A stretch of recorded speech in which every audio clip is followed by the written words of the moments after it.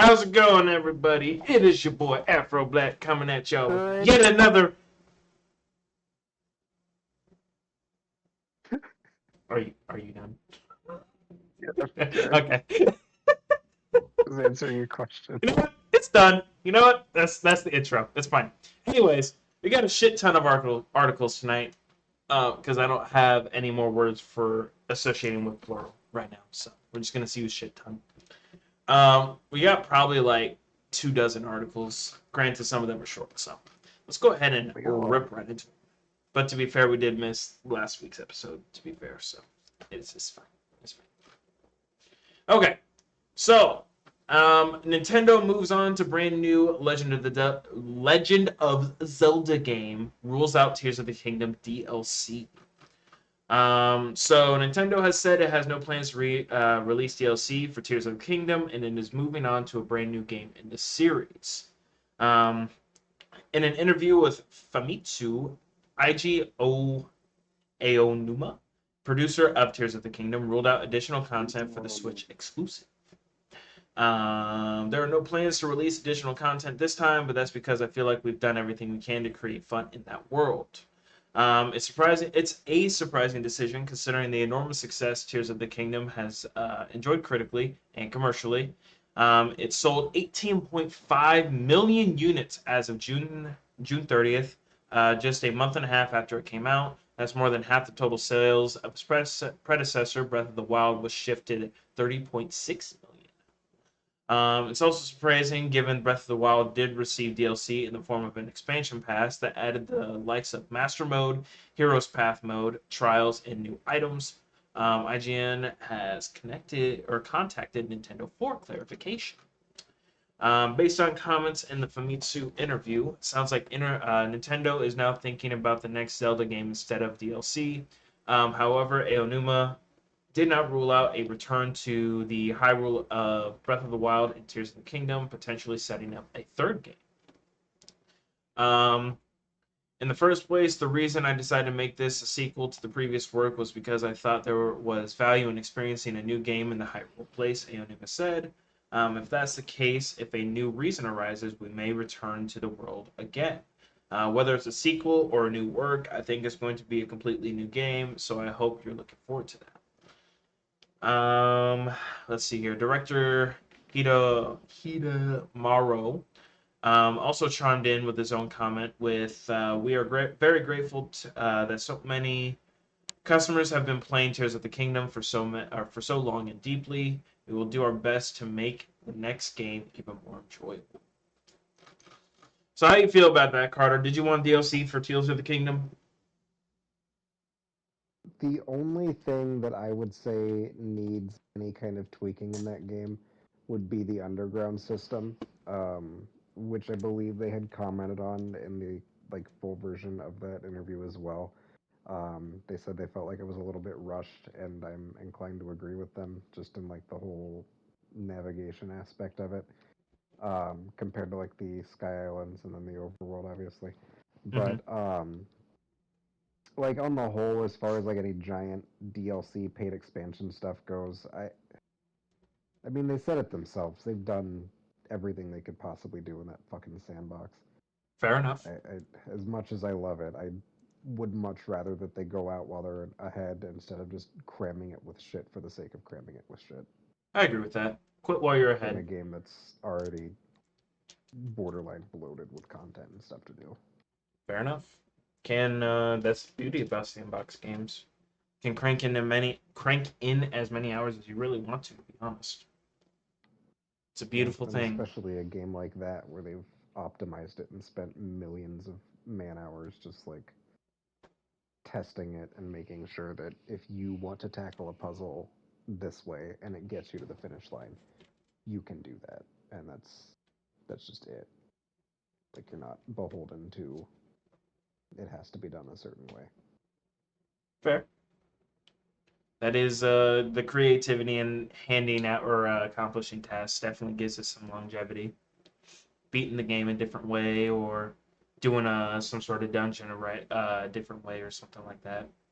I remember seeing a clip on what was it? I think Facebook of a dude that was fighting a bunch of enemies with a big ass mech. Mm-hmm. I thought that was funny. Yeah. Oh no. Like even still, the shit people are building in that game is insane. 4 months later, Yep, I think 5 I months also later almost. seen somebody build a pixelated Mario too, or maybe it was I regular. believe that. I don't remember. I know it was a Mario though. So, but yeah, I can't really say that's a wrong decision. Obviously, many people have said that you can put in fucking dozens of hours into the game if you really want to. There's no reason to add DLC, especially if the directors of the game don't really want to pursue anything like story wise in it. So I think that's a good thing, and hopefully the if they do come out with a third game, it'll trump even this game. So Yeah, I'll be curious to see. I know I don't see them abandoning the formula they've got now, but I'll be curious to see if it ends up being like another direct sequel or like a linear story thing, like they did this time around. Because fair enough. story-wise, I didn't beat the game, so I'm not 100% sure, but I believe they concluded everything that happened within that world pretty neatly. Oh, okay. So, Very nice. That's good to hear. But yeah. Let's see here. Moving on. Let's talk about some movies, shall we? So, okay. the sequel to the Joker film is apparently now DC's most important upcoming film and will shape all three universes. Let's see here. Joker Folie de Deux, or Adieu. Um, Folie à. Folie Adieu. Yes, it's French.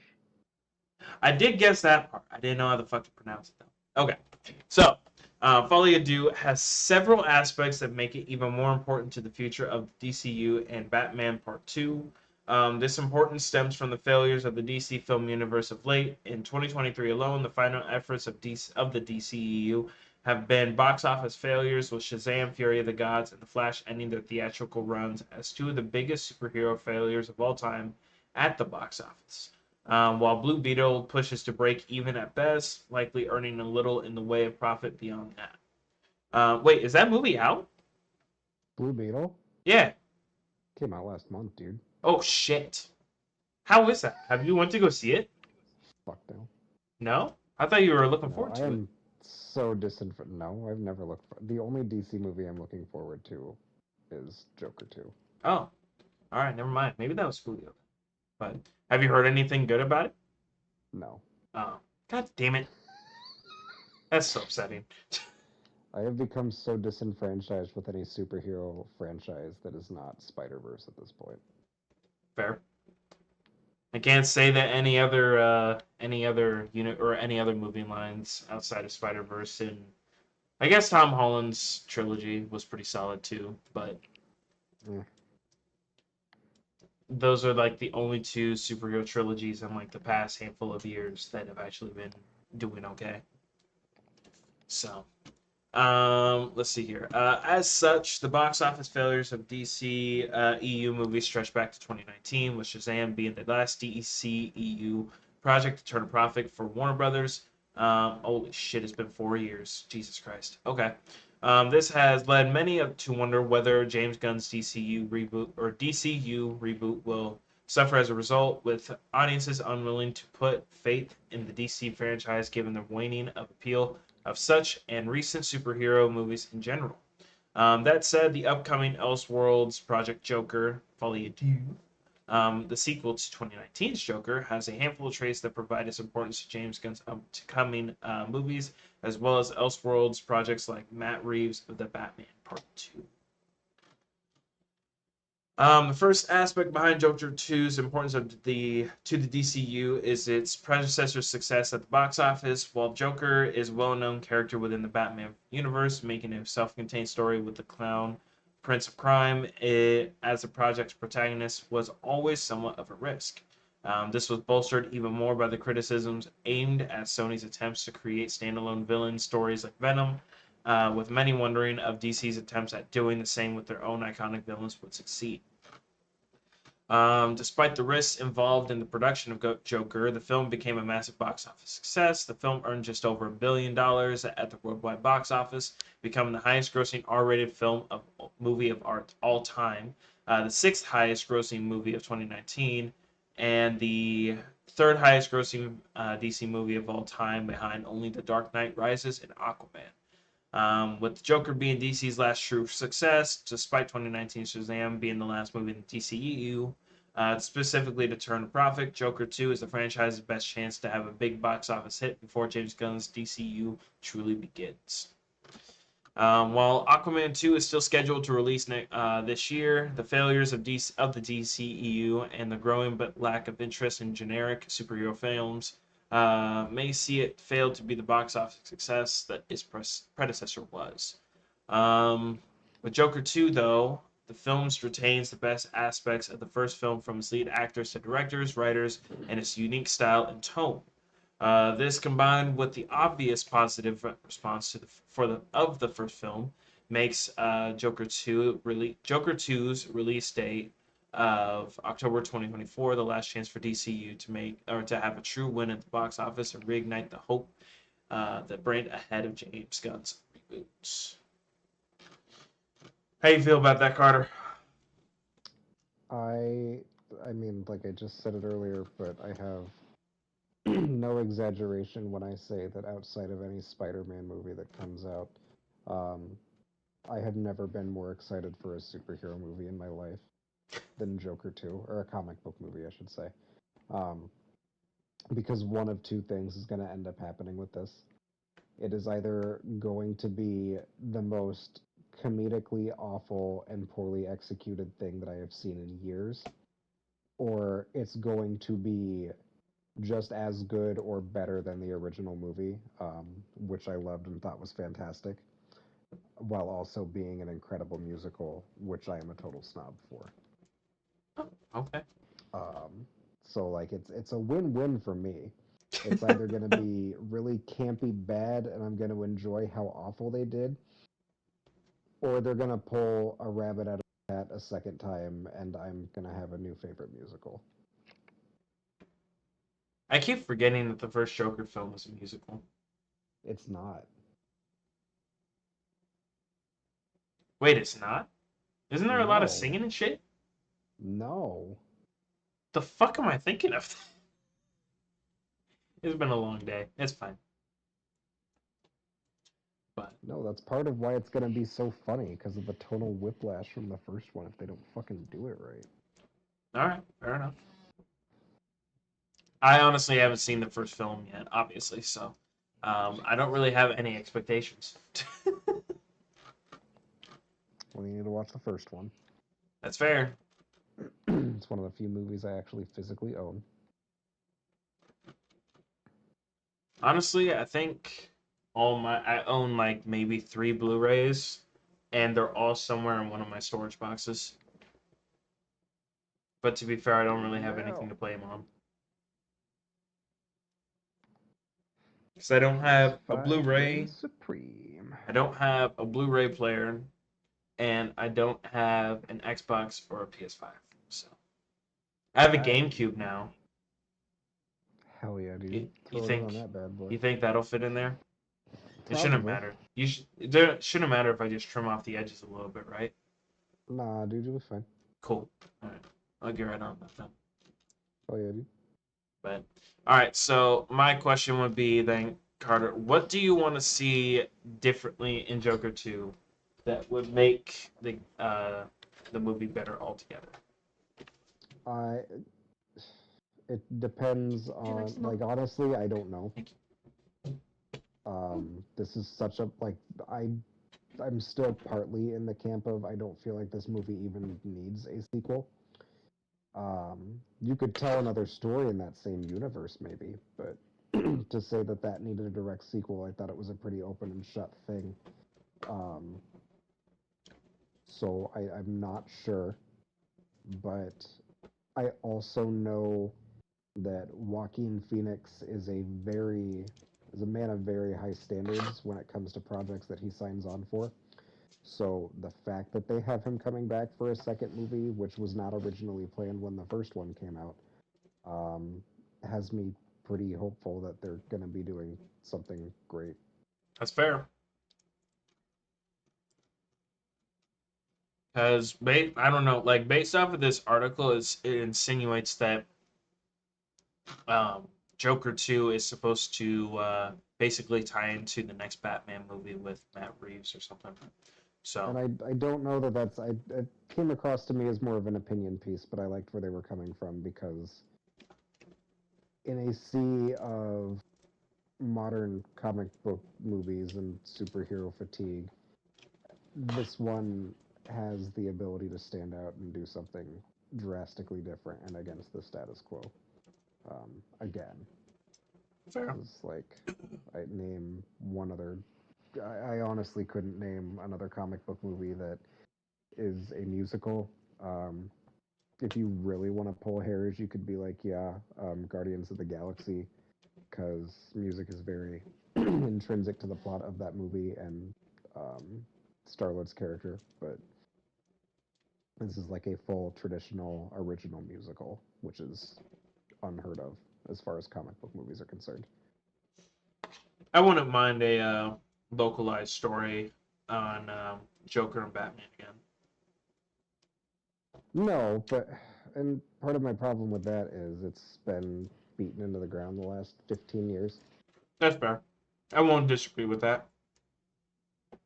But I think people kind of realized that they had fatigue. I think part of the whole superhero fatigue thing came from, um, I think it was a byproduct of Zack Snyder, like the Justice League cut, um, where they sat through all 4 hours of it and realized, wow, this was still shit.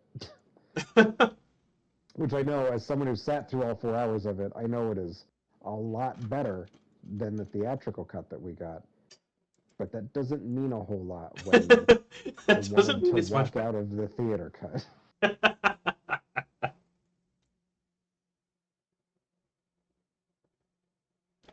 Just because the first version was shit and this one is trash does not make it much better. It's just a little bit better to digest. It's fine. So, All right. no, but I do hope outside of the whole, to wrap this up, I hope outside of James Gunn's vision, which I have no doubt will be acceptable at the very least, um, uh, I like this kind of experimental approach that they've taken with stuff like Joker and the Robert Pattinson Batman movie, The Robert Pattinson where movie was actually good. I had it people was like so fucking refreshing to watch. I liked it. I liked how human they made Batman in that movie. I like Yeah, how inexperienced he seemed. I loved so much about that movie. And most people that I talked to that tried to say it wasn't good was mainly just honed in on the fact that it was Robert Pattinson, like playing the Robert role. And I'm just Pattinson like, is genuinely a fantastic actor. yeah, no, I had no problem. Like, don't get me wrong. I went into it with reservations, but that's also because the last movie I saw him in was in the Twilight series. And to be No, fair, if you want, that's probably the reason why a lot of people that I was talking to were the same way. But unlike them, I went and gave it a chance because nonetheless, I do like Batman movies to begin with. yeah, So I was very pleased with how they treated Batman, and I like how they didn't skip to the part where he's basically like where the movie just tries to portray him as invincible. yeah, I like that he was I agree. still they still showed him intelligent, obviously. They still showed that he's resourceful, they still showed that obviously he's rich. He still has a close relationship with Albert, but Alfred. oh fucking Christ. Maybe I should just cut this and go to bed. Okay. Alfred, anyways, he still had a close relationship with him. Yeah, no, it was nice to see Batman actually have imperfections in the way that he went about shit. That was nice. Yeah, So, I agree. but and I hope that he does end up doing another Batman film because that'd be cool. Oh, they are. That's been 100% confirmed at this point. So, Beautiful. But yeah, I do hope that Joker 2 lives up to expectations or even exceeds them because as much as I shit on the DC universe. And as much as I shit on Warner Brothers because they have terrible decision making, um, I do want to see the DC universe actually succeed for once. I want them to have their own version of Endgame or of the first Avengers arc that was the actual good one. They did. It was Justice League. Yeah, Yeah. hilarious. Uh, I do want to see DC survive because even though I am a Marvel fan for the most part, I still have favorite heroes in DC. I want to see it survive. So, but that requires competent directors and a public and like a parent company that actually gives a shit. So, Yeah. but yeah. Give me a Um, Dog Water movie, James Gunn. yeah, dickhead.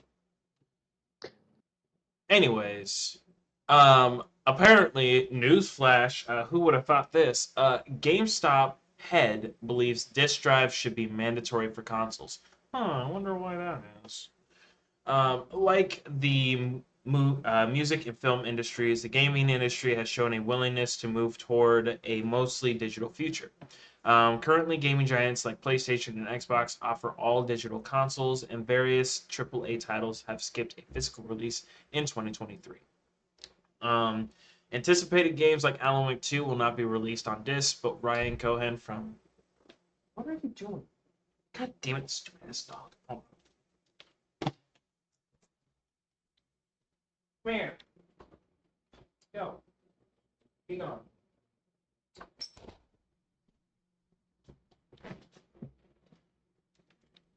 Damn dog was basically headbutting the damn door. Okay. Oh. Um, let's see here. But Ryan Cohen from GameStop does not appear to be too fond of the potential death of physical gaming media. The executive chairman of GameStop recently took to Twitter and expressed his opinion on digital consoles. He believes disk drive should not be left out of consoles. Why it matters. GameStop is a major gaming retailer worldwide and operates in 17 countries. The death of physical gaming media will be a massive blow to such retailers. Um, Commenting on Apple's upcoming switch to USB-C charging, Ryan Cohen noted that this was a positive development for consumers. He then stated that physical gaming media is important for consumers since many have spent hard-earned money to build massive physical collections over the years. Ryan Cohen also said disk drives should be required on consoles. Traditionally, physical media has been praised for its benefits to gaming preservation. While digital games can be pulled from storefronts, physical copies can usually be found for decades after their original release. Um, Executive Chairman of the Executive Chairman of GameStop appears to be alarmed about the inevitable abandonment of physical games, and the recent popularity of digital consoles marks the first major step towards this change. Since digital-only consoles like the PS5 and Xbox Series S can be produced at lower costs and offer a more lucrative business option, it's unlikely that PlayStation and Xbox will shift away from this trend. However, this shift could be a major hurdle for retailers like GameStop, with gaming fans having little reason to visit such stores when everything can easily be purchased and accessed from digital storefronts. While many will likely agree with Ryan Cohen's statement, the growth of digital media is not expected to stop anytime soon. Despite its drawbacks, digital media has too many advantages that cannot be ignored by gaming giants like PlayStation and Xbox. How you feel about that, Carter? I kind of agree with the CEO on this one. Yep, Game preservation is already not done as is, and if you're taking away the physical aspect of games like that, it's going to make it harder. I agree. Because as much as I like saving space on like physically in my house with not having as many game discs like or game cases or whatever, at the same time the inner collector in me is just like, but I like having that shelf of games. It makes it look complete in the living room or in the gaming room.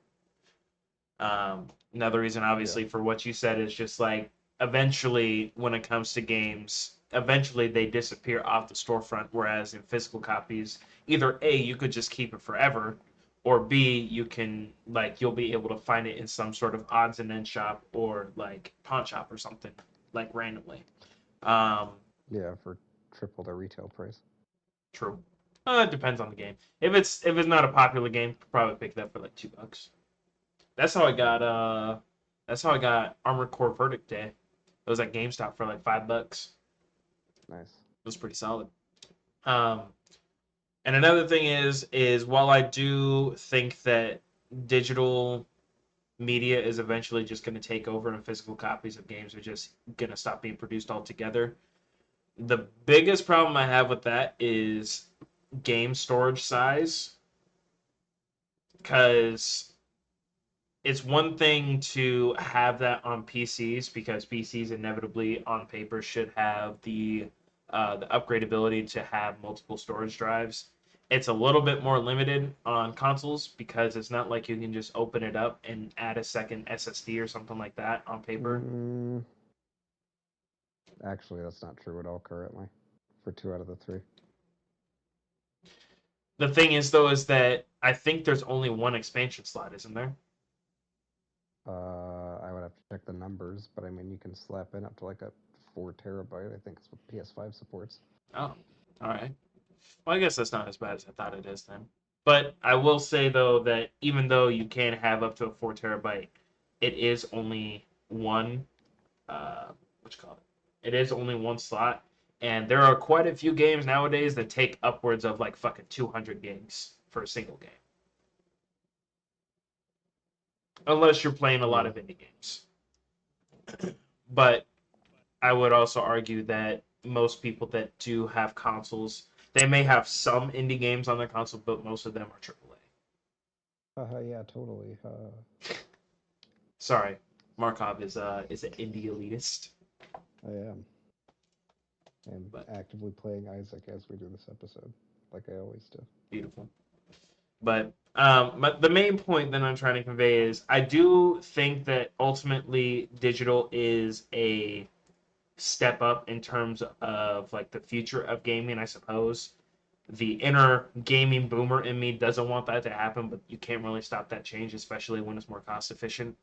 My only thing is when they do end up doing that permanently, I just hope that they start actually honing in on the whole optimization and compressing part, because even though I can put a 1 plus terabyte like storage expansion drive into my console, I don't want to have to blow like 1/5 of that storage on one game. Yeah, that's fair. I agree with that. That's my only thing. If they actually start optimizing it to where they don't need so many files and they can actually compress it properly, that's a different story. That Yeah, actually makes it more in favor of, like in terms of consoles for me. But yeah, outside of that, it's just like the petty gaming boomer in me that's just like, but I like having my physical games.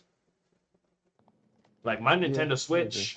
My Nintendo Switch, like I have probably around a dozen games on my own Switch altogether, and 10 out of those 12 are physical copies because I like having the physical cases because they make Yeah, cool they taste good. decorations, you know. Yeah, and they taste good. They used to taste good. Okay. No, they still do.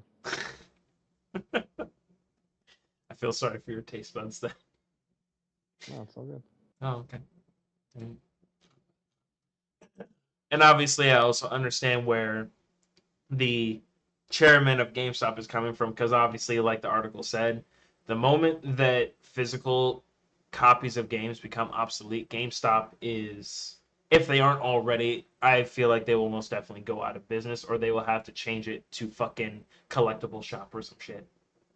Because games is obvious. Games in GameStop, there's a reason why game is in there, because they like to sell physical games. That's a pretty decent part, or a pretty decent chunk of their clientele. So Yeah. yeah. So I don't know. That's all I really had to say on Bars. that. Bars. Um, Rotten Tomatoes. Apparently, they're on fire after PR firms scheme to pay critics for positive reviews uncovered. Oh, I didn't hear about this. Ha ha ha ha ha. Ooh, that's rough. Okay. Um, while film and television reviews aggregator Rotten Tomatoes has come under scrutiny by filmmakers like Martin Scorsese before. What? Martin what? Scorsese's. Scorsese. Scorsese's. All right. Scorsese. Scorsese. Oh my god. We're gonna have a talk after this fucking episode. It's fine. It's not fine. It's fine. A report doubles down on why consumers may want to think twice before taking a recommendation from the website. In an in-depth report published earlier on the 6th, today, Vulture uncovered a scheme from a PR firm called Bunker 15 to goose reviews from 2018 Daisy Ridley drama Ophelia. After initial reviews came in, resulting in a disappointing 46% rating on Rotten Tomatoes, Vulture reports that Bunker 15 started paying lower level critics on the website to post positive reviews for $50 a pop, essentially trying to manipulate the system. There is no essentially, they are literally trying to manipulate the system. The firm also lobbied one critic to change their negative review to positive. As it turns out, the scheme worked and the money followed. Ophelia jumped up to 62% rating, scoring that coveted fresh label. The next month, IFC Films announced it acquired the film for distribution. Um, Bunker 15, for its part, denied the allegations, with founder Daniel Harlow telling Vulture, "We have thousands of writers in our distribution list. A small handful have set up a specific system where filmmakers can sponsor or pay to have them review a film." Understandably, many reacted to the report with a mixture of disbelief and sadness over how this could have happened. Um, Let's see here. Mike Ryan on Twitter says a PR firm has been manipulating the Rotten Tomato scores of movies for at least 5 years by paying some critics directly. Truly depressing stuff here. Let's see here. And although Rotten Tomatoes told Vulture that it takes the integrity of our scores seriously and does not tolerate any attempts to manipulate them, it's an alarming example of how easily critic aggregators like Rotten Tomatoes can be manipulated, especially when there's a financial incentive to do so. How do you feel about that, Carter? I mean, I'm not surprised. No?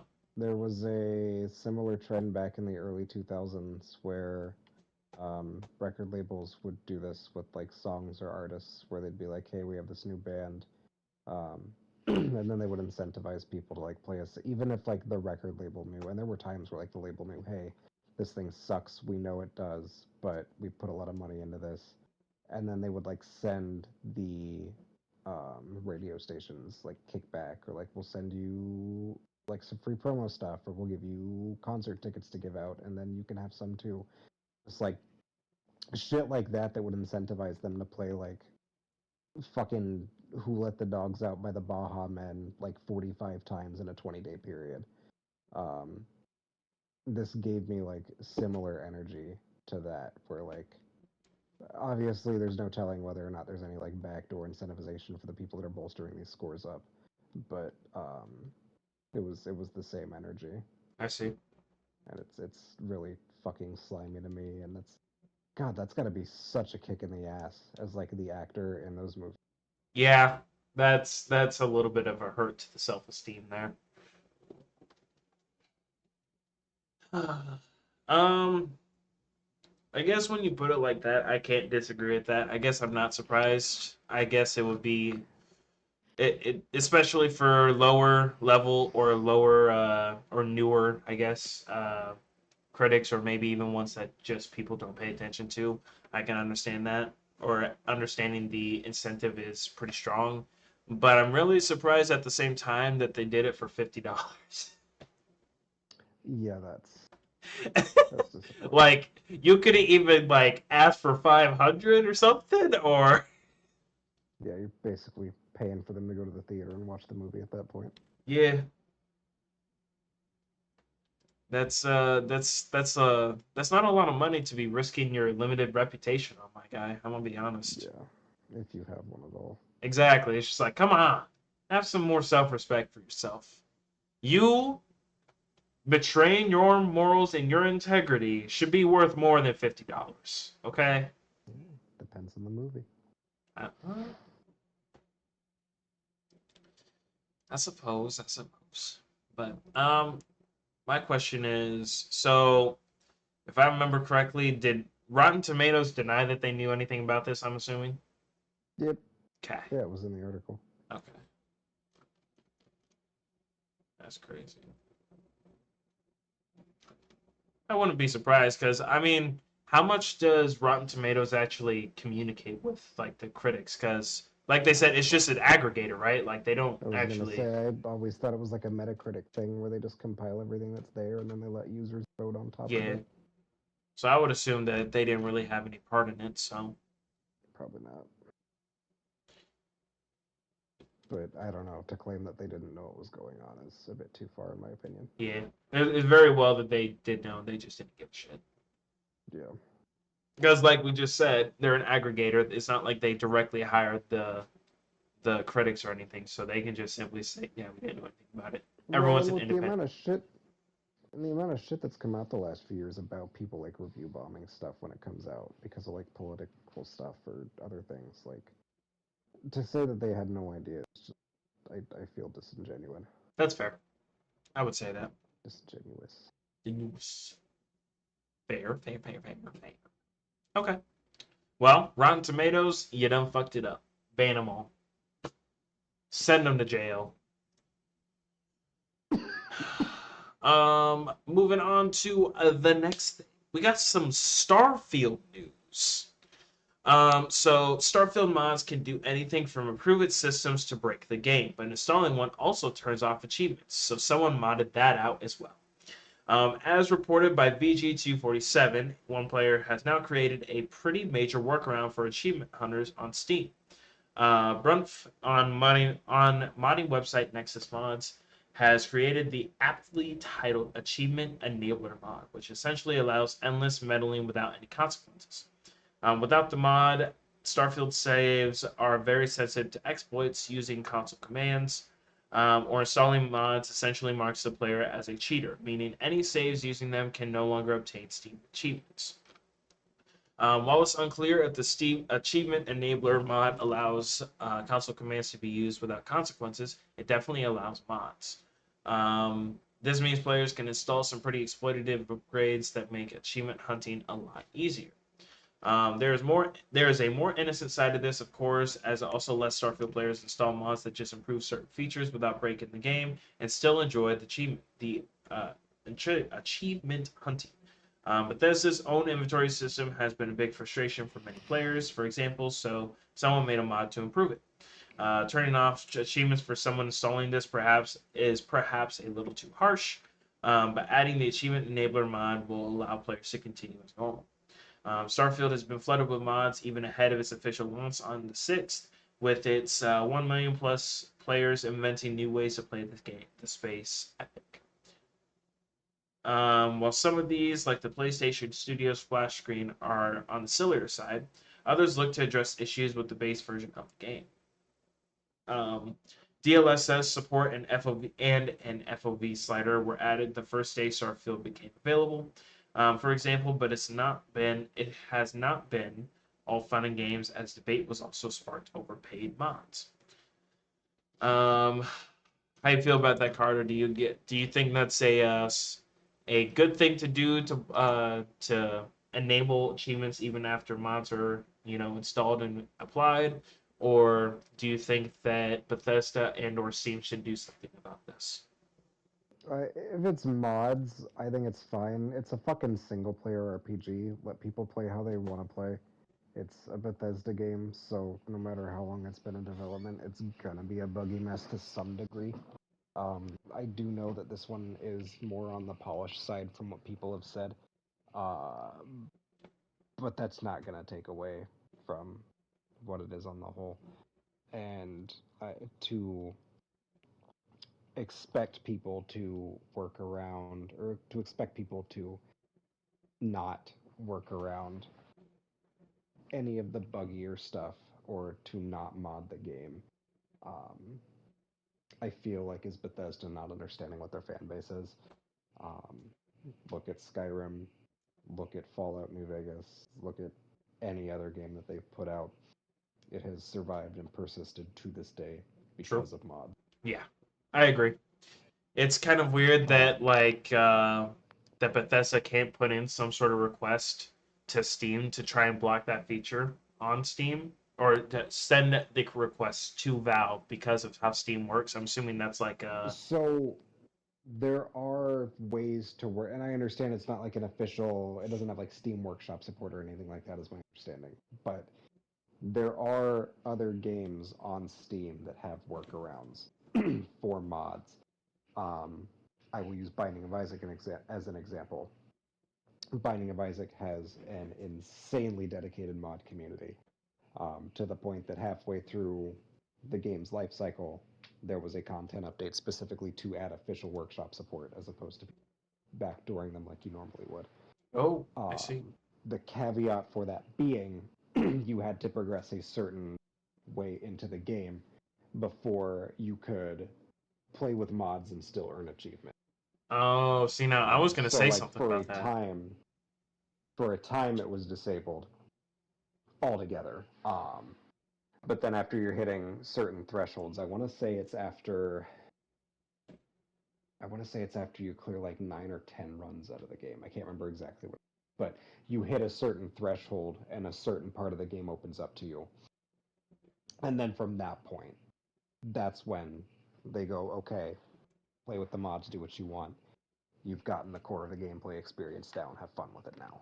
That's fair. Um, and I feel like to that same extent, there's an opportunity for not just Bethesda, but for AAA developers who are looking into blocking achievements for the modding community. There are ways to go around that. The most obvious one being, I think, if you've got a new game plus, let them have a victory lap. Let them do what they want in New Game Plus. Yeah, that is the Sure, whole point of maybe New in a Game game Plus as to begin dense as with. Starfield, in a game as dense as Starfield, I can't imagine the amount of shit that you're going to miss for a second even playthrough. But you've given them the tools, they've been in your world, they understand what the game is and how it works. Let them have a little fun with it. Not Yeah, that they're not, but let them have some artistic liberties. It's yeah, not like people are modding, and like I said, it needs to stop. If they're gonna do it, stop it at modding. Don't just be like, "Oh, console command, give all achievements, haha, I win." Like that's fucking stupid. yeah. That also kind of defeats the purpose of playing the game in the first place to an extent. But no, It it should especially be this type of thing for Bethesda when it's kind of like contradictive to say, oh well, we love mods so much and we love and appreciate our community that has kept our games alive for so long that we're going to officially like put a mod browser inside the game itself and we don't care what you do, but then just not disable the whole function where it says you can't use or you can't accomplish achievements. Because I would argue that most people that are doing the mods, unless they have been recommended like certain PC like performance enhancing mods or like game performance mods, most people I would argue that are playing on PC or just console in general are playing without mods. So it's just like it wouldn't be too hard to just put the requirement of you have to play a certain percentage of the game, like game story, to be able to use mods or something like that. They do that with fucking like a handful of RPGs whenever you get into certain levels in the game or you progress to a certain part of the story where you unlock a new feature. Just make mods one of those features. yeah, It's I just agree. it's just weird for me to see that if Bethesda really wanted to, they could actually disable that wholeheartedly, but they choose not to on a game on a an entire not only Starfield but also Fallout and Sky and Elder Scrolls. All of their big IPs literally support mods. Why are you still giving them a punishment for using them for the feature that you're And openly they accepting? and to clarify, as far as them accepting mods, like yeah, they do it. Technically, you can mod just about any game on PC, but to the extent that Bethesda games are moddable, I don't know. I don't have enough experience with Bethesda games on PC to know if achievements are blocked with mods on those. I would imagine it's that. They are because I well okay sorry. So I have used mods on Oblivion and I have used them Mhm. on Skyrim, and both of those will block mods. No matter what kind it is, period. It's just a flat like if it detects mods in your games in your game data, then it will block achievements for you automatically. And as far as I know, it's still the case. I haven't tried to mod Skyrim in like a year and a half or so, but as far as I know, it is still the case. I would imagine then, yeah. But yeah, It's I so weird. I don't, because I figured that it was Valve that decided whether or not like you could get mods or whatever. But if it's actually under oh the no. discretion of a publisher or the game's developer, then it's just like that. You really have no excuse as a Yeah, very mod friendly company that is Bethesda. You really don't have a reason to not allow achievements to be earned. I agree. So Um, excuse me. Yeah, hopefully, as long as it's a single player game like that and it's not going to fuck over anyone like a multiplayer. Yeah, I don't. yeah, I agree. Just keep it within reason, and there shouldn't be an actual reason why you can't avoid mod support outside of just not wanting to allow it. Like this, Yeah, so hopefully Bethesda turns that around without having to use a mod for it. That would be nice, but we'll see. I don't think they're gonna. Um, let's see here. Nintendo looks like Nintendo reportedly revealed the Switch 2 behind closed doors at Gamescom this year, showing off the power of this upcoming next-gen console. Let's see here. According to Eurogamer, the Switch 2 was shown running a souped-up version of Switch launch title Zelda Breath of the Wild, although there's apparently no suggestion the game will be released. Meanwhile, VGC reported Nintendo showed off Epic's Matrix, The Matrix Awakens Unreal Engine 5 tech demo, running on hardware with the specs Nintendo is targeting for its future console. Um, the site said this demo ran using NVIDIA's AI-powered DLSS upscaling tech alongside ray tracing, with their visuals comparable to the PS5 and Xbox Series console. Um, Nintendo is reportedly set to release its next-gen console during the second half of the 2024, with development kits now with partner studios. Apparently, this next-gen console can be used in portable mode like the Switch, the current Switch, and has an LCD screen as opposed to an OLED screen in order to keep the costs down. It also comes with a cartridge slot for physical games. However, the crucial question of backwards compatibility with Switch games remains unclear. Nintendo has yet to comment on the reports. Um, how do you feel about that, Carter? Those specs sound pretty beefy. If they are to be believed, it is going to be very exciting. That is very exciting. My question will be, like, how performance will go and how badly that destroys like your battery life when you have it in power portable mode. Yeah, I the battery life, it's kind of in the same spot that we were when they announced the Switch. Battery life is going to be the biggest driving factor for Yeah, that. I would imagine that it's going to be more like, how do I want to word this? the It's not going to be like the Steam Deck where you can sit there and just endlessly toggle graphics or like video frame rate settings. yeah, no, they're gonna be hard locked. It's going to be a console. It's going to be hard locked. So to that extent, I would imagine that'll take care of some of the battery issues. But at the same time, unless they come out and end up being like the front runners of whatever technology they've got running this thing, which they're not typically one to do, I can foresee the battery life thing being an issue like it was in 2017 with the base model I of see. the regular Switch. Well, what was wrong with the base model? Oh, the battery life was bad. Like, just it died real quickly. Like maybe 3 hours, 5 hours, depending on the game that you're playing. Breath of the Wild was absolutely on the lower end when it came out, and it was very notable because it was really the only thing to play on launch. Fair. Um, and being a console that prided itself on being a portable thing, it wasn't. really as optimized as people were hoping for. Yeah. I Which mean, I mean, the other models have improved on it. Like a couple years after, they released a better battery life model, and now we've got the OLED, which is better even still. But yeah.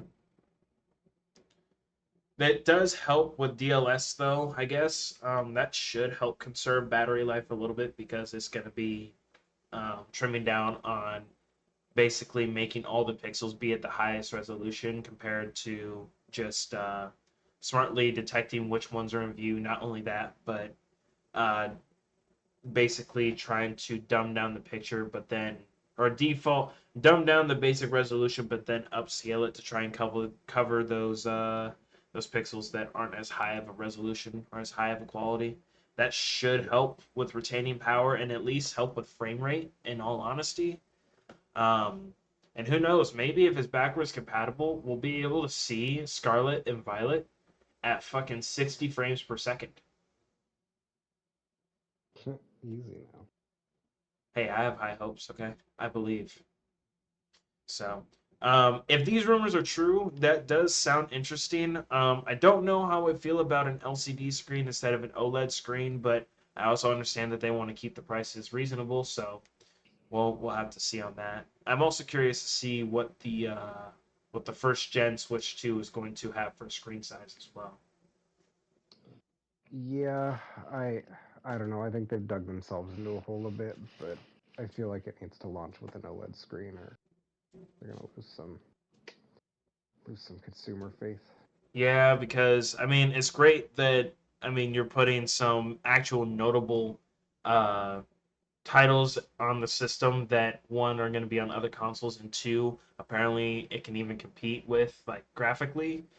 But if the resolution is not only not the greatest, but the screen size is small, that's not going to really make much of a difference. If I Hmm. can't see the fucking character, then I don't care how good the game looks. Yeah, I agree.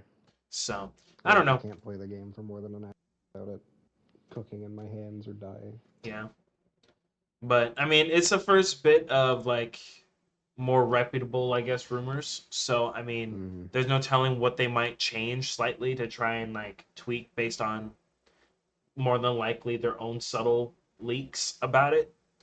Yeah, Um, no, we're probably still about a year out from a reveal. Well, maybe not a reveal, but at least from the console being out. So, yeah. I mean, apparently, according to this rumor, it should be out in the last half of next year. So maybe next spring or some shit, we'll actually get some news about it. yeah. So, but no, based off of what I'm hearing, they're definitely heading in the in a good direction. But I want to see more before I actually get legitimately excited. So, Same. yes, yes. Not that I won't buy it, but I mean, if it's not the problem. backwards compatibility or compatible, I wouldn't mind. Oh yeah, it has to be. Um, let's see. So, Square Enix came out with a statement on the 7th, so a little over a week ago. According to this article, Square Enix has no plans to make Final Fantasy XIV free to play, even though a lot of the game already is. Speaking to Eurogamer, director Naoki Yoshida made clear the game will continue to require a monthly sub for the time being. That being said, Square Enix is likely to continue expanding the already lengthy free trial, with Yoshida saying, I believe the free trial will continue to be expanded, but we have no plans of making the client itself free at the moment. Um, since a huge amount of time and money has been invested in the expansion packages, the revenue from sales of the expansion package itself is still very important in order to continue to make expansions like Dawn Trail on this scale. We would like to constantly aim for the best on the business side as well as continue to making a lot of content to be enjoyed. 14 currently offers players a ton of content in its free trial, letting new users play until they reach level 60. This takes around 60 hours minimum if players power through the main story, but doing absolutely everything available for free could last players hundreds of hours. As Yoshida mentioned, this will continue to be expanded too. The cap is increasing to level 70 when the Dawn Trail expansion launches in summer of next year. The update will also bring a major graphical overhaul to Final Fantasy XIV alongside a wealth of new story content. Um, I can't really blame him for doing that because more times than not, the reason why games go from monthly to free to play is because they are losing revenue from people not either renewing their monthly subs or they're just losing a population altogether. The problem with that is that Final Fantasy XIV is controversially the most popular MMO on the fucking planet right now. I wouldn't say it's controversial. It's the most Well, popular MMO on the planet. I mean, I say some people may argue that WoW is still on top, but me personally, I think It's 14 is still top two. I think the only people that are arguing WoW is on top are people that are still playing WoW and coping. Exactly. But so if that's not happening to 14, there's really no reason to expand the free to play aspect that already has. Because, like the article said, they're already being insanely generous with saying, yeah, you can play it as long as you want, but once you hit level 60, it's time to cop out that shmoney. And Yeah, it's just like I said, that's a lot more generous than pretty much any other MMO on like that's out right now is being outside of ones that were already free to play because they're trying to build up a reputation and a population. yeah. Well, and like I don't even look at that as like a generosity thing. I think that's like a really ingenious way. Like if you are getting to level 60 in any game, your fucking hooks, their hooks are in, man. Like That's you true. are in that for the long haul. And to just cut that fucking dopamine off and say, okay, $10 a month or however much it is before you can have more, like you're gonna have people on their fucking knees. Like it is an ingenious business strategy, especially on their part. I can agree with that. Because it's like you said, it's just like at that point, if you've already sunk that many hours into the game, you're either A, already buying the monthly pass along with the expansions, or you're about to. Just like Yeah. clearly you're actually enjoying the game. And honestly, if this is a game that you're dedicating that many hours to, more than likely you aren't going to get bored of it anytime soon. So most people can really reasonably say, okay, I can shill out $15 a month to keep playing this. And the Yeah. occasional like every couple years like $60 for the next expansion. That's gonna give me another fucking couple thousand hours worth of content to do before I get bored Mm-hmm. again. And even then, like we discussed, it's a subscription base. So if you aren't enjoying it anymore, you can just cancel it and then come back again when the next expansion comes out. Yeah. So I think we are about to see a huge boom, another huge boom in players when it comes to Xbox next year. true, I can see that. I think it's going to be absolutely fucking insane as Yeah, far as like player count increase goes. I just realized that Final Fantasy XIV had pretty much the same level of comeback story as No Man's Sky. Oh, more so than No Man's Sky. I just realized that because I remember when it first came out, no one was giving it the light of day, and then Well, no, they. that's why it's called A Realm Reborn. They literally went back and reworked every aspect of the fucking game. Oh yeah, I forgot that was added after the remake or whatever. Yeah. Which I mean that takes balls to do versus just just sticking with the original game and just improving on it. They cut their losses and we're just like, all right, let's try this again, shall we? Final Fantasy 14.5. Let's go. But I yeah, no. can't believe they didn't just say, hey, let's port over 11, which was pretty universally loved at the time, from what I remember. Fair enough. But yeah, no. I don't blame their decision at all. From a business standpoint, it's genius. Like Carter said, it's a great way to pull people in and actually let them see the full aspects of the game without having to rely on or having to be paranoid about. Oh, well, I only can go for about 10 hours before I have to start paying, so I better make what I can or make the most of it. Whereas with them, they're just confident enough to say, "You'll come back. We'll give Yeah. you until Well, you I'm max out a curious. character." I would like have to ask Kane or Julio about that too, but like I'm wondering like how much content is behind that level lock. Like can you reliably like go into like some end game raids? Can you I don't know. I guess as far as like the actual content that's locked behind any kind of levels, I'm curious to see how far it would go. I don't doubt that it's a ton, but Yeah, I'm curious because to see if there's any hard caps behind, like, oh, this is the entry level for the earliest raid, or this is where story stuff unlocks for this character, this realm. I don't know.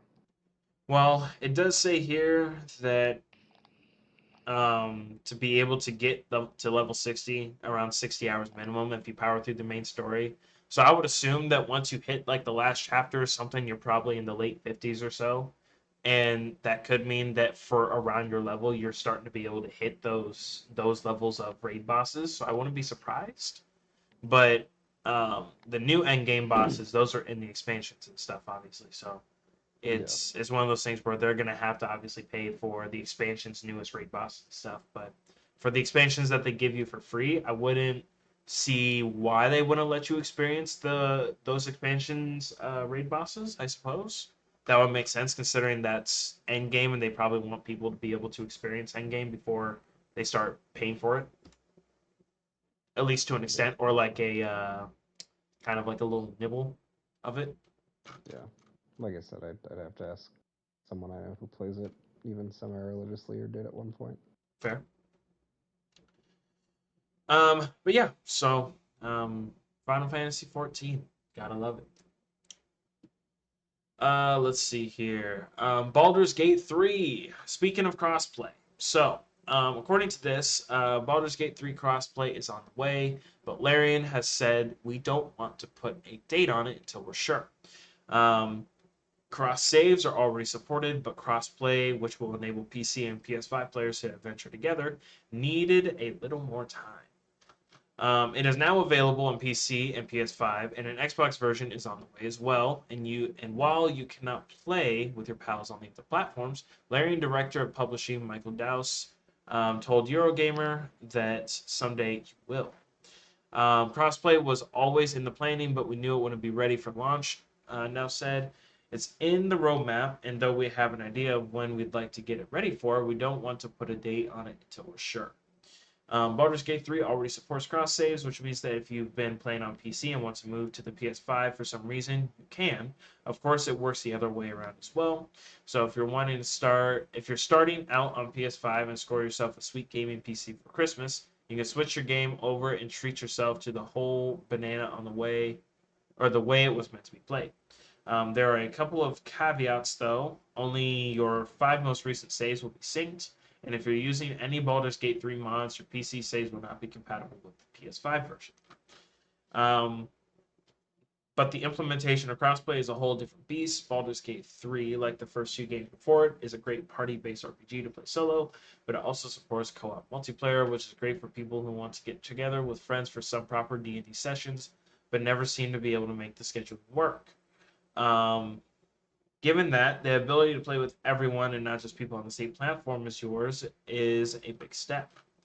Ironically, the implementation of co-op in Baldur's Gate 3 might be a little too good. Just like in in-person sessions, party pals who are determined to cause chaos can set things spinning off in an unexpected and potentially undesirable direction, which proved to be a real challenge for split screen on the Series S. Also, like real-world D&D sessions, it will probably take a long time to finish the campaign. Mm. Um, let's see here. A release date for the Xbox S and X version of Baldur's Gate 3 still hasn't been announced, but it's expected to be out before the end of 2023. Larian said the Mac version of the game will be out later this month. So I have no problem with them taking their time with crossplay because as a person who has been literally surrounded by a bunch of Baldur's Gate 3 degenerates, the last thing I want to hear complaining about is them playing with somebody on one of the consoles and it bugs out and fucks up their save files because it's synced. So something like that, I want them to take their time on. That way they actually have it as close to perfect as possible, and then we go from there. What are your True. thoughts? That's about it. I agree. Um, I'm also a really big fan of them doing cross save. As someone who I don't have it on PS5 yet, but I will. And then I currently have it on Steam Deck. It'll be nice to have that cross saving thing and Fair just be enough. able to pick it up on the go and Hell start yeah. wherever I left off. Oh yeah, dude. Playing Baldur's Gate 3 on mobile, dude. I'll get back into it eventually. I don't know. I'm gonna get into Starfield starting tomorrow. So Oh yeah? yeah, I didn't even know that you bought it already. You yeah, excited, dude? I'm very excited. You about to sail some solar radiation, dude? Take a Look, parasail out there? I don't even care, man. I just want to play it and be lost in a Bethesda RPG. I just want to be on a new planet, dog. Honestly, Beautiful. Well, you'll have to let me know how you like it once you get a couple hours into it. sure, Because yeah, gunplay actually looks pretty decent on it from the gameplay that I've seen, yeah. which is surprising for a It's gonna be Fallout for a great. Bethesda game, to be honest. It's gonna be great. So, but yeah, so but crossplay gonna have to wait a little bit longer, but hopefully Larian does what they need to do to make it actually usable. So, a little bit of side news. Speaking of video games as a whole, it is official. Half of the world's population are gamers, which means that we're halfway there to world domination. A Hell new yeah. market report by analyst firm DFC Intelligence has estimated that 3.7 billion people play video games, with the number of gamers rising by 700 million in the last 3 years. Oh, I wonder why. Um, while there could be a number of factors contributing to this growth, a safe bet would be the introduction of the latest console generations, gaming subscription services like Xbox Game Pass and PlayStation Plus, as well as a stronger presence of video games in everyday media, such as the highly rated Last of Us TV show. Notice how they did not mention Halo. Um, Oh, they interestingly, said highly rated. So exactly. See? Interestingly, only about 10% of that statistic contributes to the gaming industry's revenue, making the number of actual active consumers around 370 million strong. Still a pretty impressive number, though. The figure can be condensed even further when taking into consideration what platforms are being played on. The most popular brands or genres, and the divide between single player and multiplayer gamers. It's estimated in 2022, the video game industry generated $184 billion in revenue. Mobile gaming was largely responsible for this, earning 92.2 billion of those earnings, followed by console gaming, which generated 51.8 billion, and PC gaming generating around 38 billion. As gaming continues to push the boundaries of visual storytelling and fun, it's more than likely more and more of the population will become gamers. We're inevitable, and there's nothing they can do to stop us. true. That was an interesting little statistic that I wasn't expecting. It's pretty cool. Hell yeah, gamers, rise up. Let's go. The world is ours. I'm surprised that they didn't work in any kind of COVID data into that. Feels like COVID and the lockdowns were like a really big eye-opening moment for at least a few people that I've talked to that are into them the last couple of years. Fair. My the people that I talked to were either already gamers or just like they still don't really care all too much about them. So either that or they Yeah. play phone games, which to be fair, I guess that still makes them gamers. So I Hey man, guess Diablo Immortal still counts. yeah, everyone's got phones, dude. You can be a gamer anytime you want. True. So, but yeah, no, that's cool. And I hope that the industry keeps populating because it's nice to have more people raging at League of Legends. It's great. No, it's not. It's great. Carter's great. Don't lie to yourself.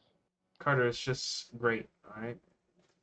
The game that I played before you showed up in the Discord was just so fun. I got Hmm. I got to win my lane, and I had the other three or the other four people in my game just kind of like shit in the bed, and it was a fun time. Cool. So you weren't able to win due to nothing that you had any control over. Not really. There was nothing that you could have done that would have contributed to a win, yet you were stuck there, forced to finish the game anyway. Well, I could have used the power of friendship, I suppose. Mm, okay.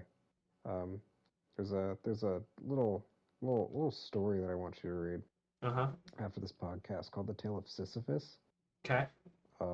That is that is everyone in that Discord's relationship with League of Legends. Probably, in all Pushing honesty. a boulder up a hill, and then once they get it to the top, they're like, let's play it again, and then it falls back down. No, this time there's two boulders, okay? Explain. So, Explain. explain. Because after Yeah. you win that first match, now you have to go through a 5 losing streak before you win the next one. Awful. Awful game. It's great, dude. I love Awful it game. No, so you don't. much. No, you don't. It's a great time, dude. You'll have to try it sometime. I'm not going to do that. um, on to the next topic. Let's talk about Valve, shall we? Okay. Let's see here. Posted on the 7th. Earlier this week, Valve announced a new developer tool that should make it much easier for PC players to determine which Steam games support PlayStation controllers. A post on the Steamworks development events page mentions that developers now have access to a tool that will allow them to specify whether the game supports DualShock 4 and or DualSense controllers. The post mentions developers that can describe the controller support for the specific game.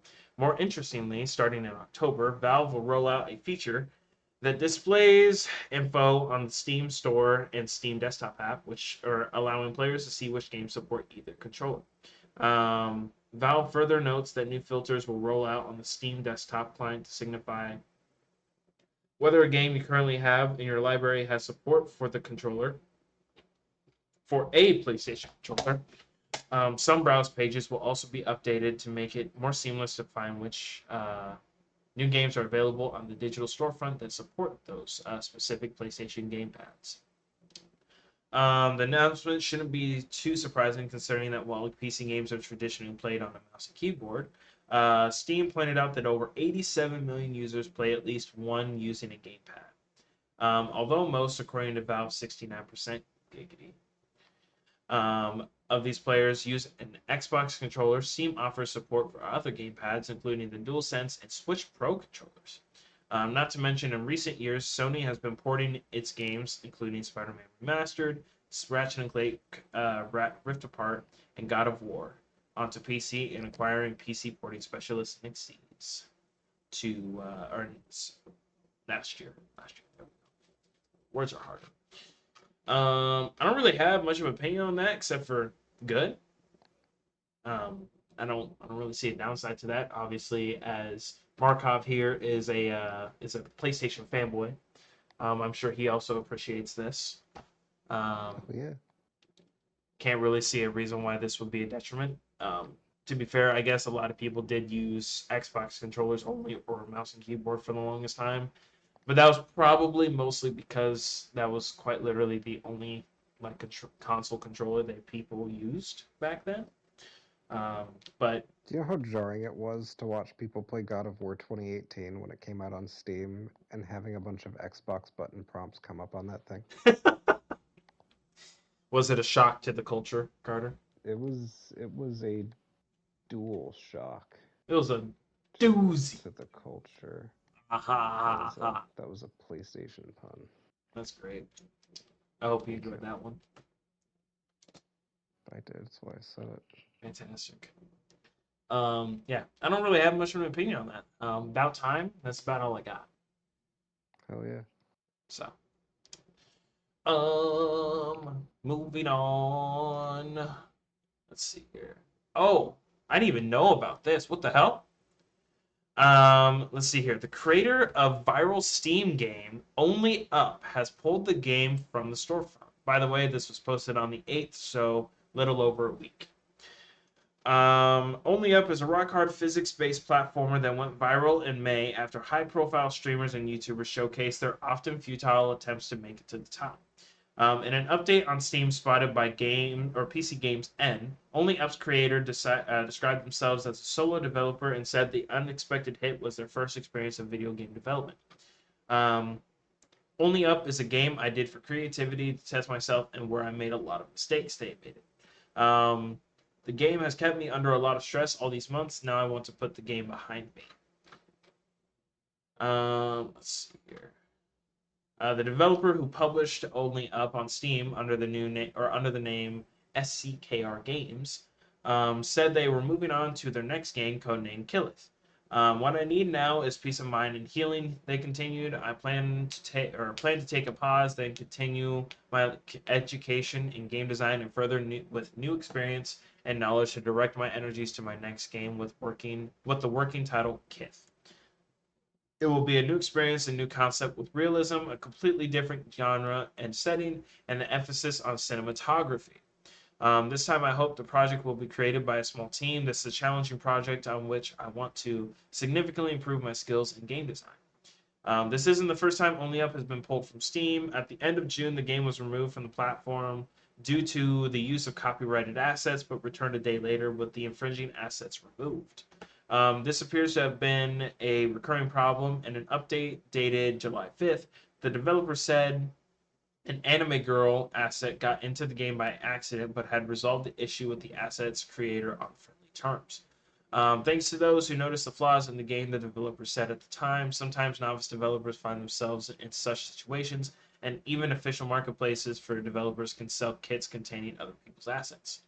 It's tricky to follow, and humble young developers, or sorry, it's tricky to follow, and humble young developers are not safe. But thanks to those authors who are sympathetic and friendly to colleagues, yeah. Only Up was also found to have quietly promoted NFTs. Interesting. That I didn't know. Same. Let's see here. The comments from the creator of Only Up echo those of Dong Yun or Dong Yun, uh, creator of 2014 mobile phenomenon Flappy Bird, who pulled the game from the App Store and Google Play. At the time, he said he felt guilty that Flappy Bird had become an addictive product and that his life had become uncomfortable. I couldn't sleep, he said. I don't think it's a mistake. I have thought it through. At the time of publication, Only Up is unavailable to buy from Steam. Although its Steam page remains online, the game's title has changed to not available, and its developer name renamed to Indie Solo Dev. Um, Only Up's mostly positive user review rating, and near 13,000 user reviews remain online. Well, that's unfortunate. I'm kind of curious Yeah, I on don't. what he meant by stress. Yeah, I don't really understand where it's coming from because, like, I didn't hear anyone really. Goddamn.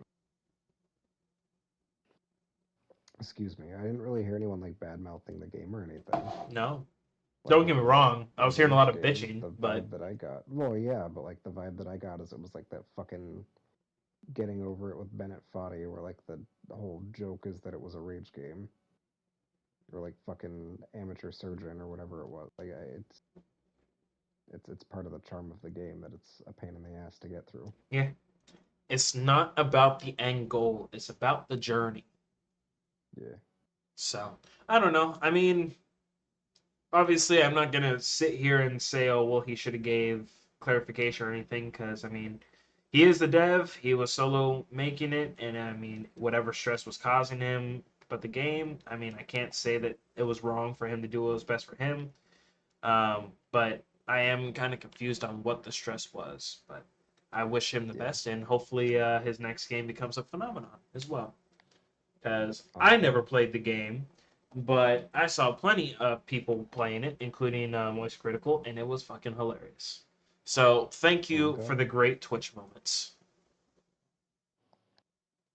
Because Hell yeah. you can best believe I watched a lot of Phase Jeff videos of his ass screaming at his damn screen. It was pretty fun. But but yeah, so that's unfortunate. Hopefully, whatever stressful situation is happening ends. Hopefully, when that does end, he puts it back up. So, Yeah. another little side note: Starfield, as of the 7th of September, had already surpassed 6 million players, making it the biggest Bethesda game launch of all time. That is fire. Fucking bigger than Skyrim, my guy. That's crazy, bro. It is crazy. Don't fucking patronize me. It is pretty crazy, actually. Hold on. I want to be inside of it. Hold up, what? Inside of the game. That is a fantastic milestone for Bethesda. Hopefully they don't fuck it up. I mean, they can't not fuck it up. It already happened. Fair. Or I mean, like they can't fuck it up. But fuck it up. Yeah. You know what I Yeah. mean? You're getting there. It's fine. They already got their bag. Words are hard. Let's They see already here. got the bag. They got the bag. Moving Gonna do on. it again with Elder Scrolls 6. Yeah. In 2000, never. That game's Ain't gonna gonna stay be in around. fucking development hell. Don't you fucking joke about that. Who said it's a joke? We need to have a talk.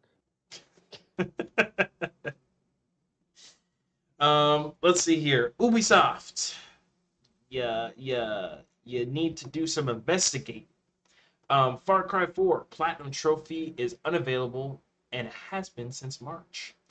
Far Cry 4's Renaissance Man and consequently, I can't read. Some trophies. Consequently, there we go. Platinum trophies. Words are hard. I keep telling you this. Have been There's some trophies in unobtainable, Far Cry 4. unobtainable since May. Players have said they've been contacting Ubisoft over the past few months, only to be told to fuck off. Far Cry 4 is nearly a decade-old game, but Ubisoft has since... Huh? I was thinking about that concept because I vividly remember buying that on launch. That's fair. I didn't even realize it was a Oh, decade old. man. Now I feel old. Mm-hmm. Let's see here. Ubisoft hasn't expressed any intention to pull the plug on the game servers anytime soon. The trophy in question requires players to finish a public match of each game type in the Battles of Kirat game mode. And since May, anyone attempting to get into Battles of Kirat multiplayer mode is being thrown into the Overrun DLC mode lot. Players on PSN profiles have been receiving mixed responses from Ubisoft reps, with at least one reportedly being told that Far Cry 4 is no longer being supported and a fix is unlikely. Others have been told that an investigation is ongoing. Trophies have long argued, or trophy hunters have long argued against multiplayer trophies being made a requirement to unlock platinum trophies. Once developers shut down servers, players are forever locked out of the platinum trophy, which can be pretty frustrating, reasonably so. Um, Recently, Xbox made an unprecedented move and removed an unobtainable item or achievement in Homestead Arcana, allowing players to achieve full gamer score. Yeah, I can agree with that because I'm not going to sit here and say that Ubisoft should be giving uh, support, development support to a game that's that old. But I would, Yeah. like they just said, it there are people that like legitimately hunt down and try to get all the trophies slash gamer score possible out of a game. It's kind of frustrating to be one of those people because you only have a certain amount of time before you're just fucked if it has multiplayer and there's achievement in multiplayer. Yeah. Just keep it to stuff that can be accomplished locally. Like it's really that easy. Or just remove a couple of trophies that you were gonna put in for multiplayer. So Agreed. also, they need to get their story straight. They should probably tell people upfront whether or not it's actually being supported because conflicting messages are just going to make people even more upset. So, just like if you're not supporting anymore, just say it with your chest. All right. Yeah. Well, I mean, like the DLC season for 6 is done, so they probably shouldn't expect them to still be working on 4. True. That is also true. So, yeah. That sucks. Yeah, that's all I What's going on here? What's this? What's this article? The owner of Borderlands developer Gearbox is reportedly considering selling the studio. Um, let's see here. Borderlands developer Gearbox could be up for sale, according to a new report. Earlier today, Reuters reported that Gearbox could be up for sale under parent company Embracer Group. The latter group or company is reportedly weighing up its options for the Borderlands developer, looking to shore up its finances. Embracer is weighing selling the unit, which is known for first-person shooter game Borderlands, after receiving interest from third parties. Two of the people said. Reuters writes. Embracer is reportedly working with Goldman Sachs to try and figure out how to proceed with Gearbox. Gearbox was acquired by Embracer for $1.3 billion back in February of 2021.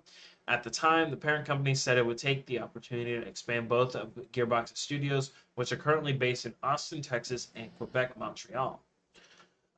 It's not been a good year for parent company Embracer. After going on a mass spending spree over the past 2 years, the company first began layoffs earlier this year in June, writing that it would be laying off an unannounced number of the 17,000 staff it manages around the world. Mm. Oh man. Okay. Then earlier this month, Embracer shuttered Volition with no warning, ending a 30-year-old studio and leaving hundreds without a job. This is reportedly the fallout of Embracer failing to close a $2 billion deal with Saudi Arabia, meaning the company immediately had to look at cutting costs as the deal fell apart behind closed doors. Gearbox could well be the next studio to suffer under Embracer. How you feel about that, Carter? You want Embracer to let them go? I mean, I have a very mixed relationship with Gearbox Studio, but on the whole, I think that it is bad to liquidate any studio for the reasons that they seem to be, which is oopsie doopsie, we bought too much. Fair enough. So, I don't know. Even if you're the guy who wrote the character of Claptrap or anybody in Borderlands 3, I don't think your punishment should be unemployment. You deserve far worse. Okay, so why don't we expand on that? Just kidding. Why don't we expand on that a little? So that was a joke. no, I'm not talking about that part. So when you say that you don't think you don't think a studio should be shut down in pretty much any circumstance, like expand your reasoning behind that. I'm actually curious. Well, in any circumstance like the one that they are currently facing. Oh, just Which because is, like they oopsie, we bit bought off too you much they and can we chew. spent too much money and didn't turn profit within an amount of time that we deemed reasonable. That's fair. If that truly is the case where like you're buying this on the gamble that within like a couple years you're gonna double or triple your money in a game studio, I feel like that's not only unreasonable. I would just say in general that's just unrealistic. Yeah.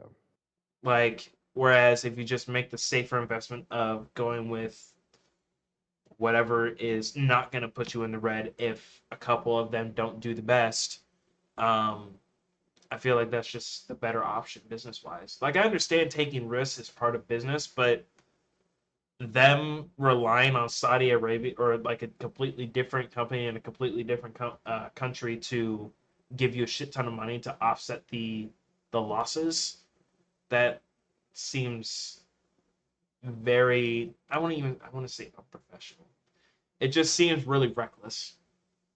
Yeah. And that's probably not something you should be doing for with a corporation. So, Yep. um, I don't I don't know if I particularly really care whether or not they sell Gearbox off to somebody else. I do care about the layoffs though. If they do end up selling Gearbox, I'd be curious. I'd be curious to see who ends up picking up Gearbox. If anybody, they might just shutter it. What they did with Volition.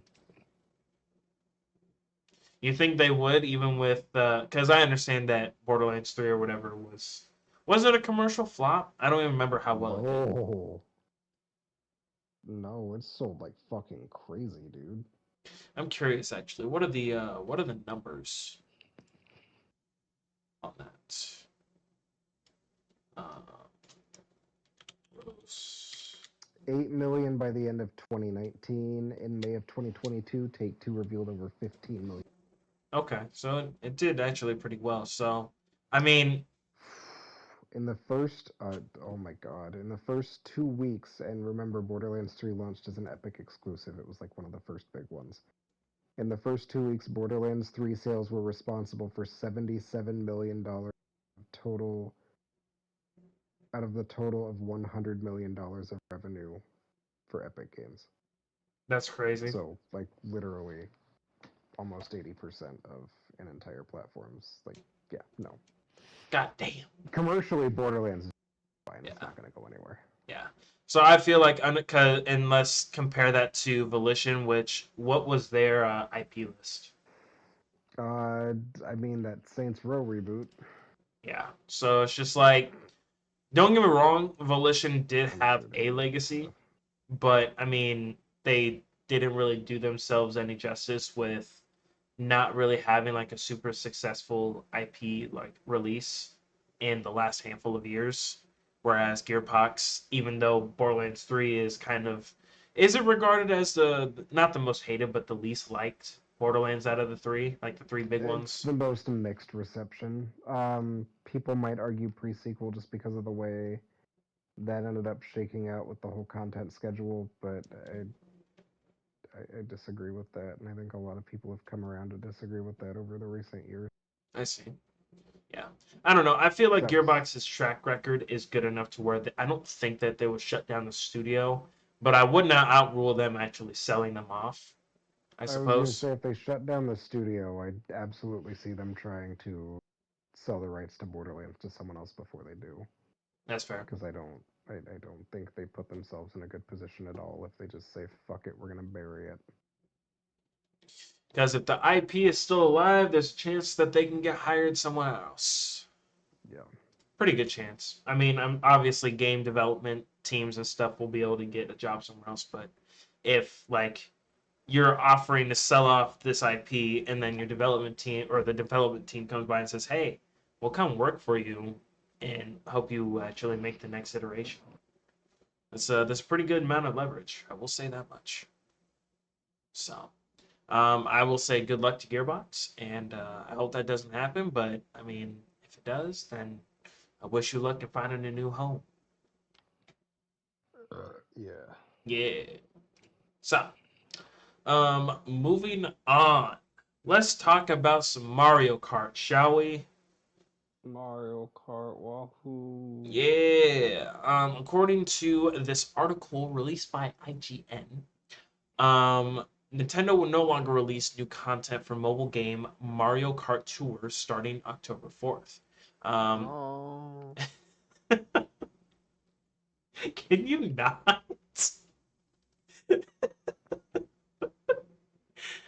I can't even tell if that was a patronizing, like, oh shucks, or if you just I moaned. I don't either. I don't know, man. I can't be It's, held responsible for my actions. I suppose.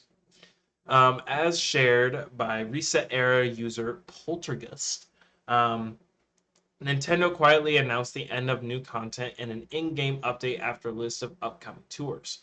Quote, from October 4th on, tours will consist of content from tours that have appeared before, the post reads. No new courses, drivers, carts, or gliders will be added following the battle tours starting October 4th. We hope you will still continue to enjoy playing Mario Kart Tour. Nintendo therefore made clear this isn't the end of Mario Kart Tour, as it will continue to support the game with tour events going forward and won't shut down servers. All incoming content will have been available in the game previously, however, meaning there won't be anything new for players to experience or collect. Mario Kart Tour launched in 2019, but seemingly failed to make waves. Um, as Nintendo was reportedly underwhelmed by its mobile game adventures that included Super Mario Run and Animal Crossing Pocket Camp alongside Mario Kart Tour. Um, so that's unfortunate. Um, I forgot this game even existed. Yeah, dude, where do you think they've gotten half the DLC? Fucking booster course pass. Goddamn, it makes so much sense now. That's I guess that sucks for the mobile gamers, the Mario Kart mobile professionals. But it's a good thing that Mario Kart Out is still late. Or what? I need to go to bed. You said it, man. Jesus Christ, I need to go to bed. Yeah, Anyways, dude, you're doing great. um, yeah. So I mean, at least they aren't shutting down the game. But I will say that they might as well because as soon as that shit starts repeating, people are going to get bored of it because that's how mobile games work. The moment content starts drying up, they kind of just move on to the next thing, or they just log in for rewards and then just get off of it. So we'll see how much longer it lasts before it gets shut down. What do you think, Carter? For it was a gotcha game. I am okay with them not working on it because that means that they have room to work on actual Mario Kart now. Fair. Let's get our Mario Kart 9 engines rolling, shall we? That'll be the debut title for the Switch 2 next year, guaranteed. Doubt it. Doesn't need to be. They can just pump out another season of content. They'll remaster Okay, I mean they already did it once, and it. it's like the best-selling game of all time. So Remake of a remake. look at how many times they've resold the original Super Mario Bros. Let's go. We love repetition, dude. We love what? We love repetition. We love what?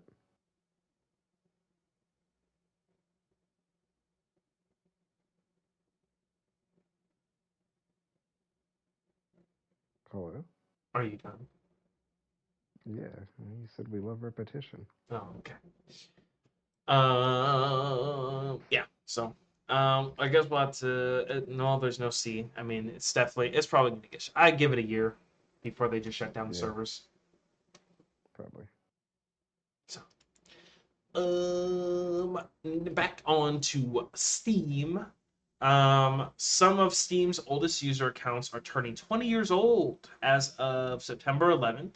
And Valve is celebrating the anniversary by handing out special digital badges featuring the original Steam color scheme to the gaming veterans. Um, Steam first opened its figurative doors all the way back in September of 2003, and it has since grown into the largest digital PC gaming storefront in the world, which is actively used by tens of millions of players every day. Um, in case anyone's curious about the odd colors that are shown on the screen, that is the color scheme for the original Steam UI when it first launched, commented Redditor Pendraken. Referring to the badge's army green color scheme, which prompted a mixed reaction from players who remembered the platform's earliest days. I joined in the first 6 months, lamented affectionate memory 4. I feel ancient right now. Well, you should, you old ass motherfucker. Yeah, Um, in the you're gamers wake, just like us. true. In the wake of the announcement, many in the Steam community took to social media to compare the ages of their accounts, while some younger users voiced their curiosity surrounding what prompted the first gamers to flock to the site. For those wondering how most of us initial users of Steam found it at the time, the answer is extremely simple, wrote Heavenly PT. It was Counter-Strike. Before Steam, the servers to place out Counter-Strike were randomly hosted by different companies. Most of us at the time would use a program called AllSeeing, which would compile the servers list for the game, and that's how we would join the public servers at the time. Incredibly, some of Steam's early adopter accounts are still actively in use today, a full 2 decades after their creation. Steam has undergone a number of significant evolutions in that time, with recent years seeing Valve make a foray into hardware development with the release of the handheld Steam Deck. So I'm looking at a picture of this, and this shit looks wild. Yeah, it's pretty This crazy. is it's just clunky, but in a cute way. Well, Welcome to 2003. That's what I'm saying. I'm glad that I just had to deal with a PS2. True.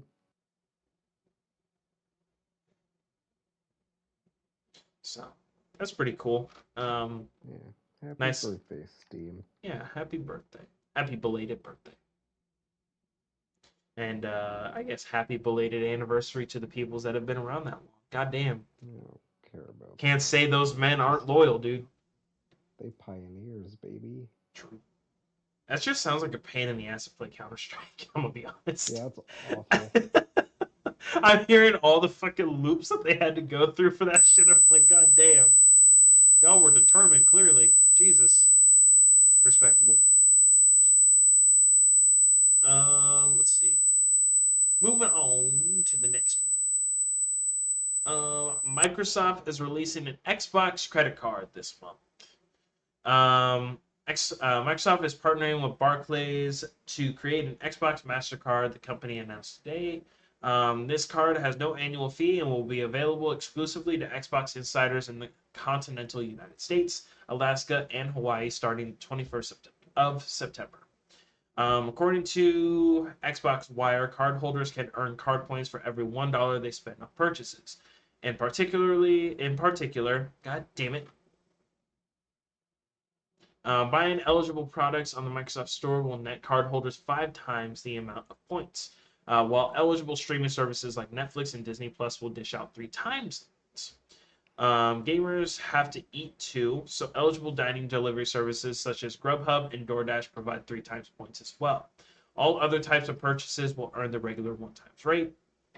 There are several other benefits like a 5,000 point card points bonus and 3 months of Xbox Game Pass Ultimate for new members after the cardholder's first purchase. Existing members can gift their Game Pass perks to another friend. Additionally, there are 5 different designs for the card, and cardholders can personalize them with their own gamer tags. On September 21st, the card will be available and rolled out to Xbox insiders in waves. In 2024, the card will be available to all Xbox players in the US. Xbox is no stranger to expanding the Xbox brand to other products.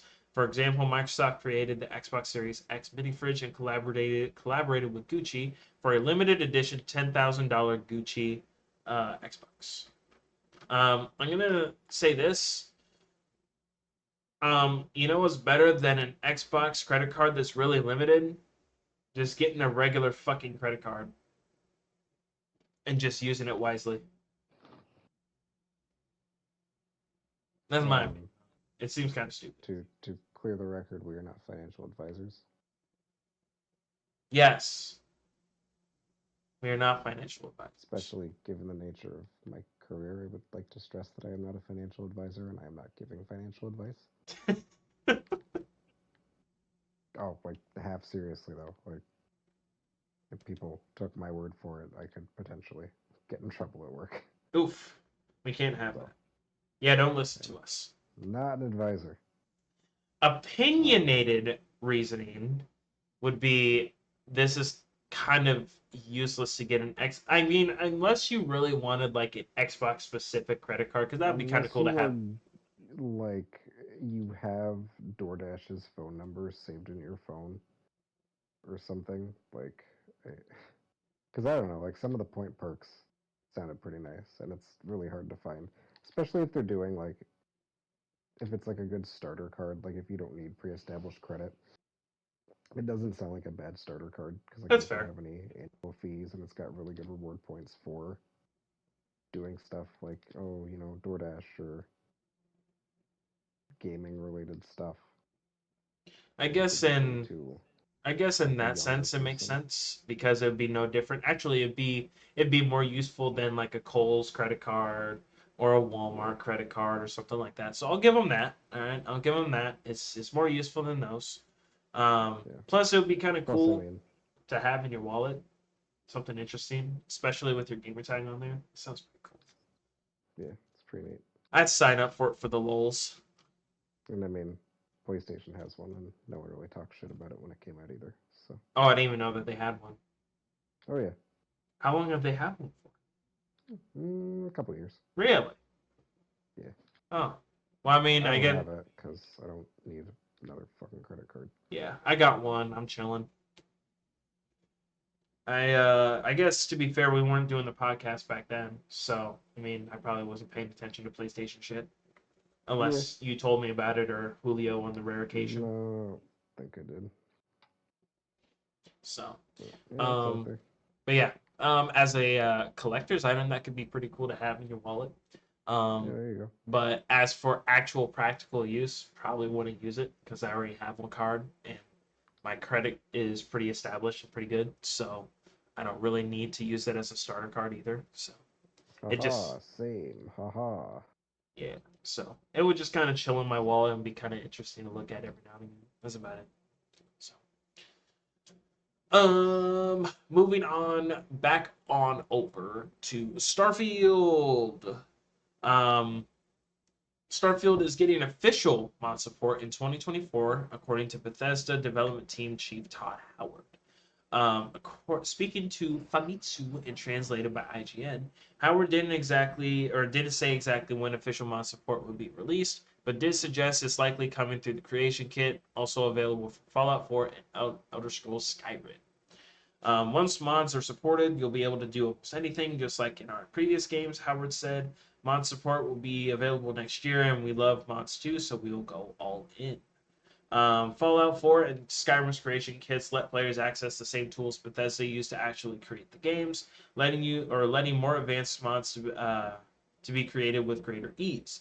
Skyrim's release was back in 2012, while Fallout 4's release was in 2016. So Starfield's version also released in a year after launch makes sense. Um, let's see. Players haven't been put off by the lack of official mod support so far. Of course, having created all manner of wild and wacky creations for Bethesda Space Epic. Some more traditionally useful mods exist too, though, as players almost immediately added their own DLSS support and a field of view slider after Bethesda released Starfield without those features. Um, what IGN called a shockingly bad inventory management system was also replaced with a mod. And though installing those unofficial improvements turns off achievements in Starfield, modders have modded that set back out too. So we already went over a couple of those points. I actually didn't even know that the creation kit wasn't out yet for Starfield. Yeah, they usually roll out. Well, I say usually. A few months after their games actually come out. I see. So that was like the big thing with like the Skyrim Anniversary Edition, but it also didn't have that right. It's kind of imported some of the more popular ones. Fair. That's I guess I don't really have an opinion on that. I mean, it might just take a minute to get it out there and stuff, but I mean, people are still able to mod the game, so I guess it's probably kind of a pain in the ass, but it's not as much of a pain in the ass as some might think. Yeah, So, but yeah, so mod support, official mod support coming next year. Mark your yeah, calendars for the entirety of 2024. Um, let's see here. Moving on to Cyberpunk, actually this time. CDPR recently revealed a new trailer for the highly awaited DLC for 2077. The Phantom Liberty expansion is expanding on the game's intriguing narrative and adding more gameplay options. Additionally, 2077's 2.0 update is also making various changes to core gameplay systems. However, this version of the game may present a challenge for some PC setups. This is largely due to the game's source-intensive nature, potentially causing overheating problems. Testing has already shown that 2077's Phantom Liberty is more demanding on consoles than on the previous versions of the game. This appears to be a common theme for the game, now carrying over to the PC version. Um, as the release date approaches, the developers of 2077 are urging PC users to pay attention to their PC or their CPU cooling systems since the expansion is expected to be more intensive on PC, like the console version.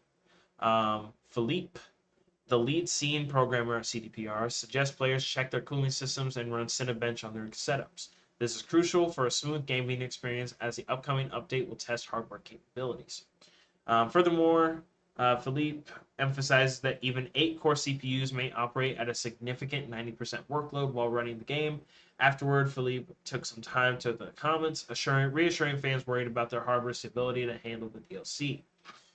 Um, the 2.0 update and Phantom Liberty expansion will bring tons of new content that will test console and PC systems. CDPR has already issued a warning ahead of time, so players should prepare their systems for the next chapter of Cyberpunk 2077.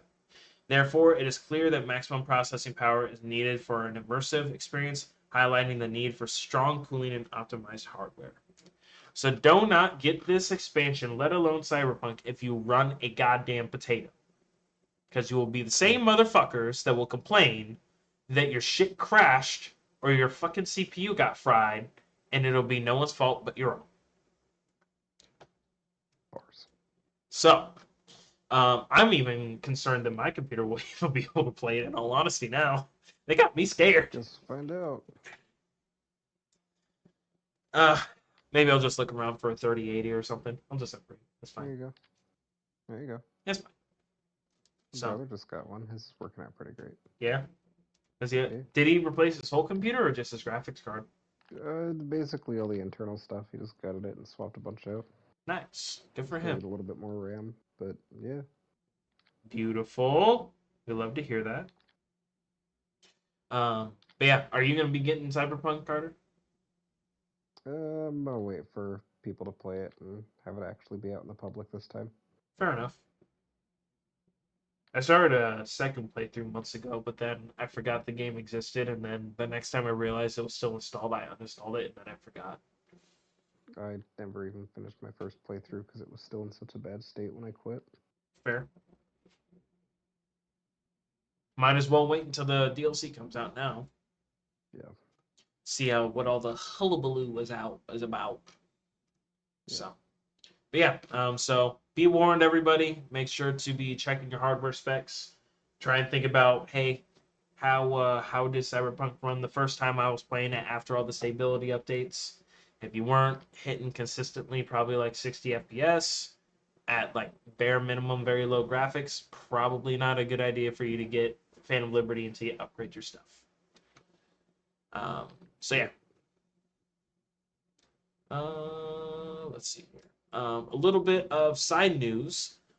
So apparently, Spider-Man 2's developers are moving over to Wolverine next.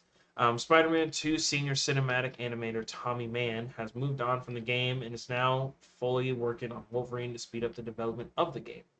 The game is reportedly internally targeting a late 2024 release. So that could be pretty cool. What do you think about that, Carter? Dude, Insomniac has been holding down the fucking fort for the last 5 years. I cannot believe how well oiled of a machine they are.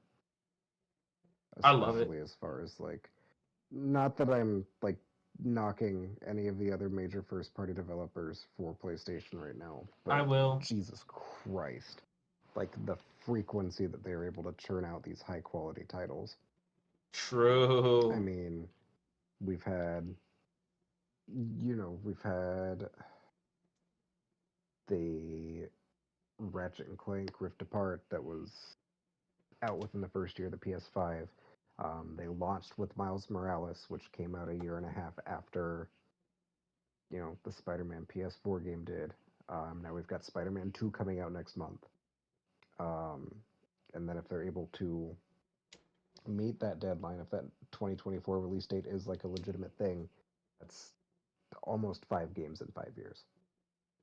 God damn. And they're actually putting out reasonably good games. It's not no Oh, they're fucking. great. They're not like fucking yearly releases like Battlefield used to be, where it's just like one dumpster fire after another dumpster fire that was slightly worse than the last dumpster fire. No, and granted, they're not getting like same. Even though I personally think they should be, they're not getting the same kind of like, oh, God of War is great. Santa Monica can't do anything wrong, neither. But like as far as striking a balance between gameplay and story stuff goes, like cinematic stuff goes, I think they absolutely do it the best, and they're still the ones most focused on gameplay over story. Not that they don't do both, but they just put so much fucking craft into how all of their games feel. It's harder to keep a player around for a really good story but subpar mechanics to the game or the gameplay versus like an average story with really great gameplay mechanics.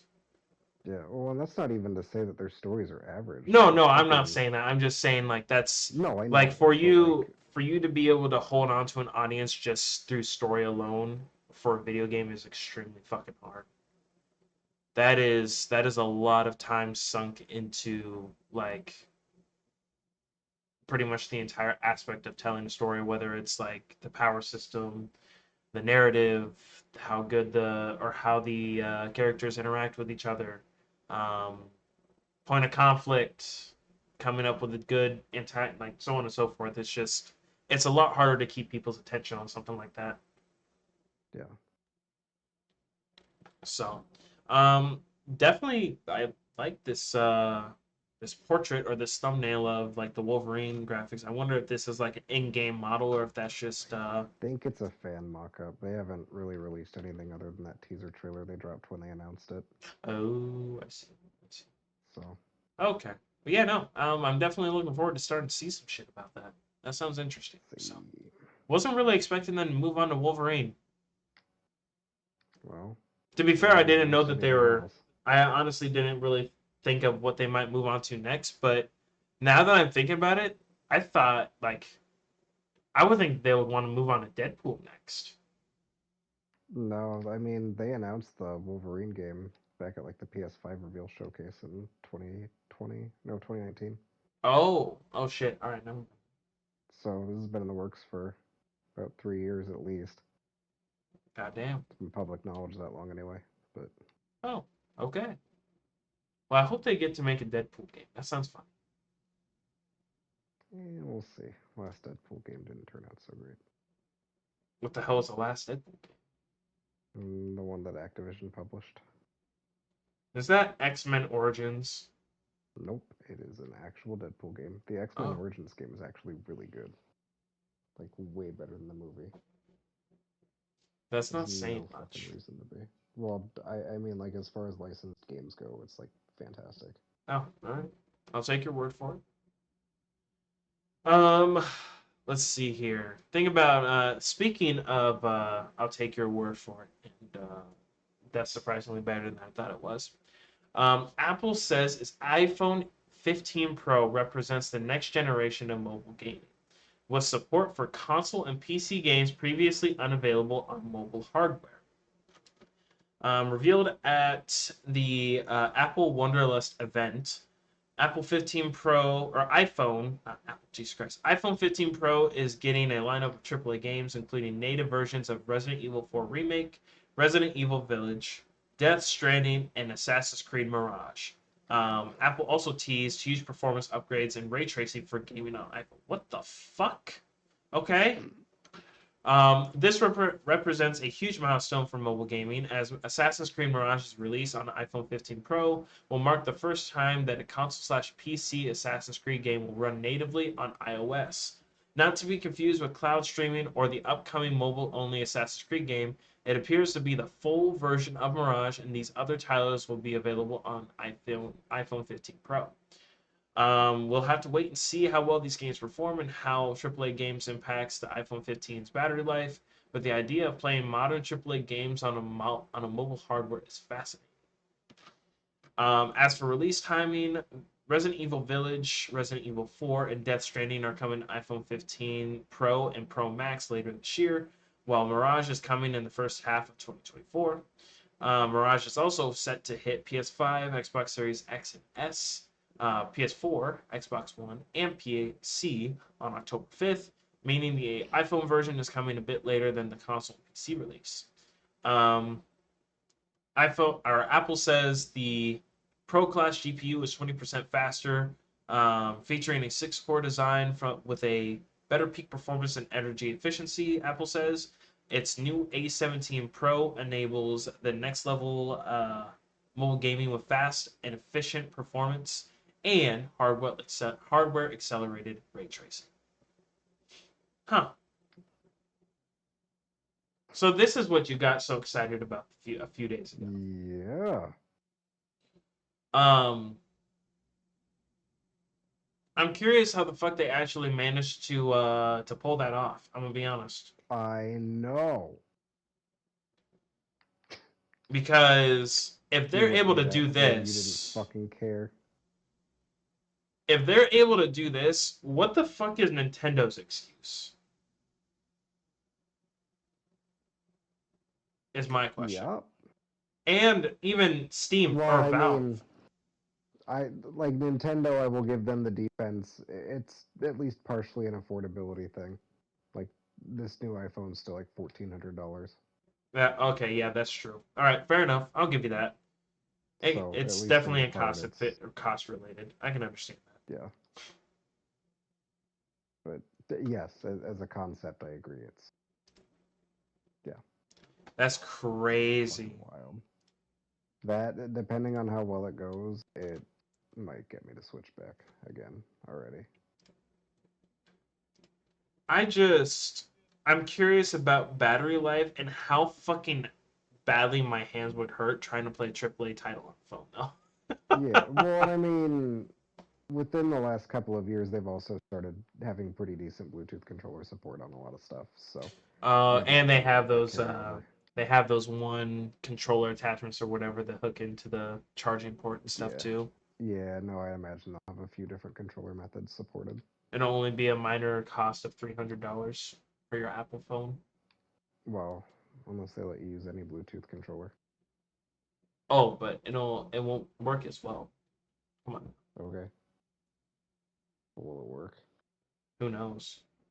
Maybe it'll Well, disconnect that's every gonna now be and fun. again and start pissing you off. Okay. No, but on a more serious note, that is pretty cool and a pretty insane milestone. Even if the phone is $1,400, I mean, to be fair, most average like Samsung and Apple phones are going to be around that price anyways. I might as well be able to have that much fucking power hit in it if I'm going to spend that much on it.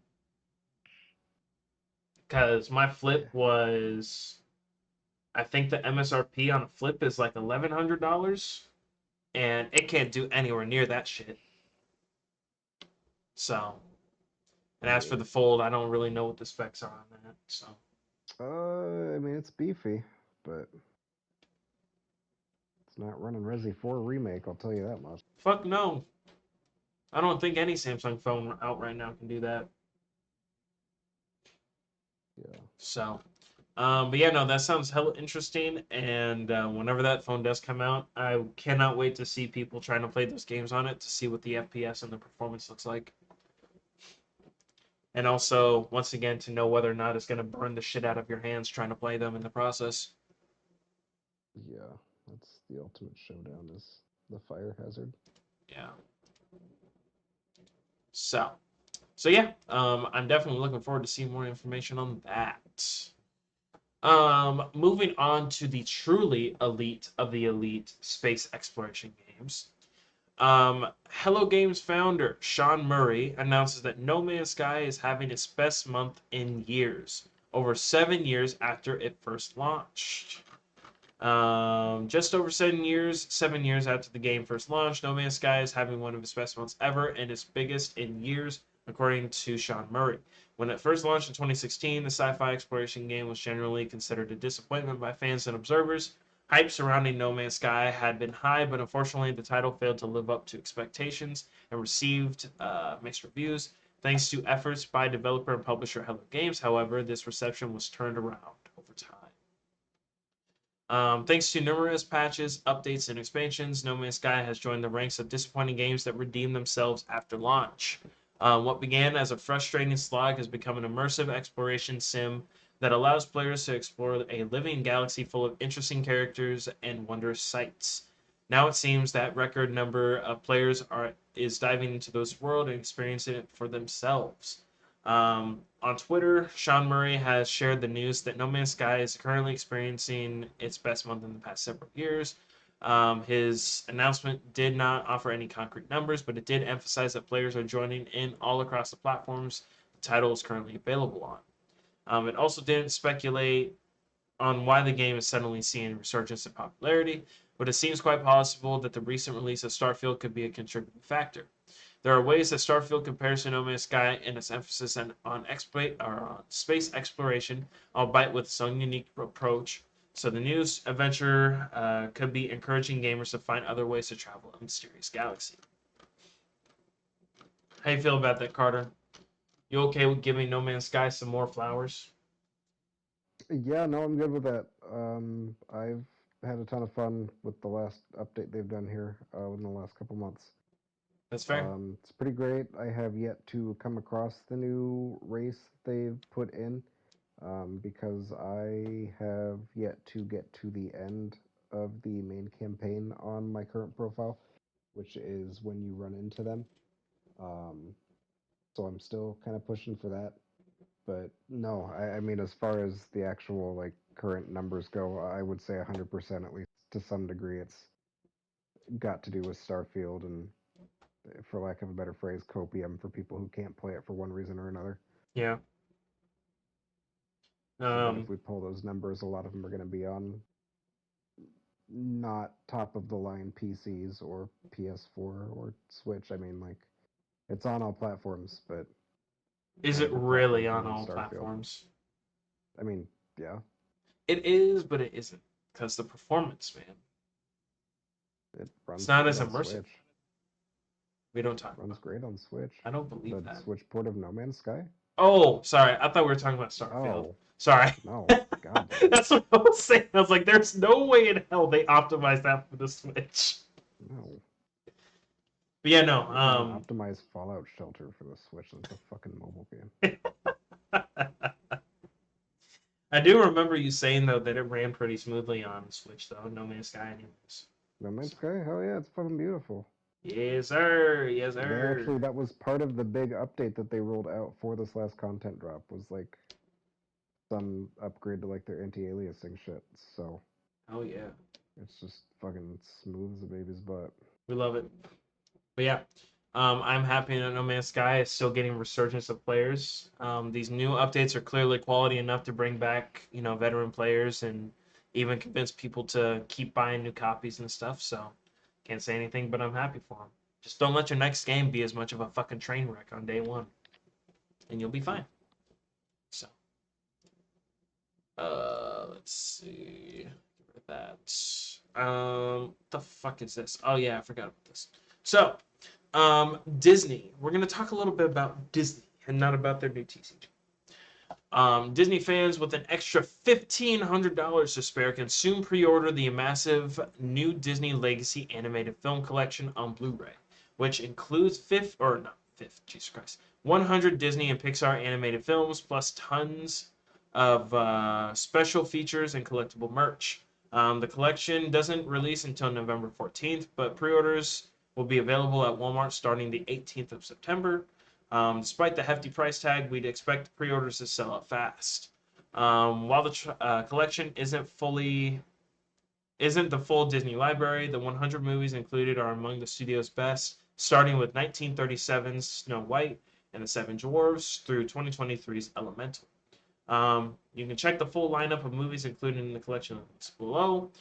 Each film in the Disney collection comes on its own Blu-ray disc, uh, plus a digital download code. There are also 18 additional discs for bonus content, a collectible lithograph from the new Disney film Wish, an engraved crystal Mickey Ears hat, and a numbered certificate of authenticity. The entire package comes in a giant hardcover box, and the discs are separated into 3 fold-out volumes that spread into self-standing storybooks featuring each individual movie's original theatrical poster art. I am not going to list off all these goddamn movies. You all can read them if you click on the link. Just know If you there can are a think of lot. a, if you can think of an animated original that is not Song of the South, it is in that box set. Yes. I will say it looks pretty cool, but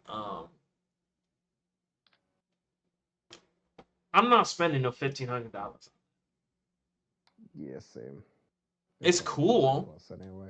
And I'm sure that there are going to be Disney fans that want to collect it just for collection's sake, and Oh, I'm not going to shit on them yeah, for it. no, Disney adults are going to make sure that that sells out in a day. Yes. And I can't say they're wrong for that because it has a lot of fucking classics that a lot of us grew up on. I can't blame them on that. It's a nostalgia factor.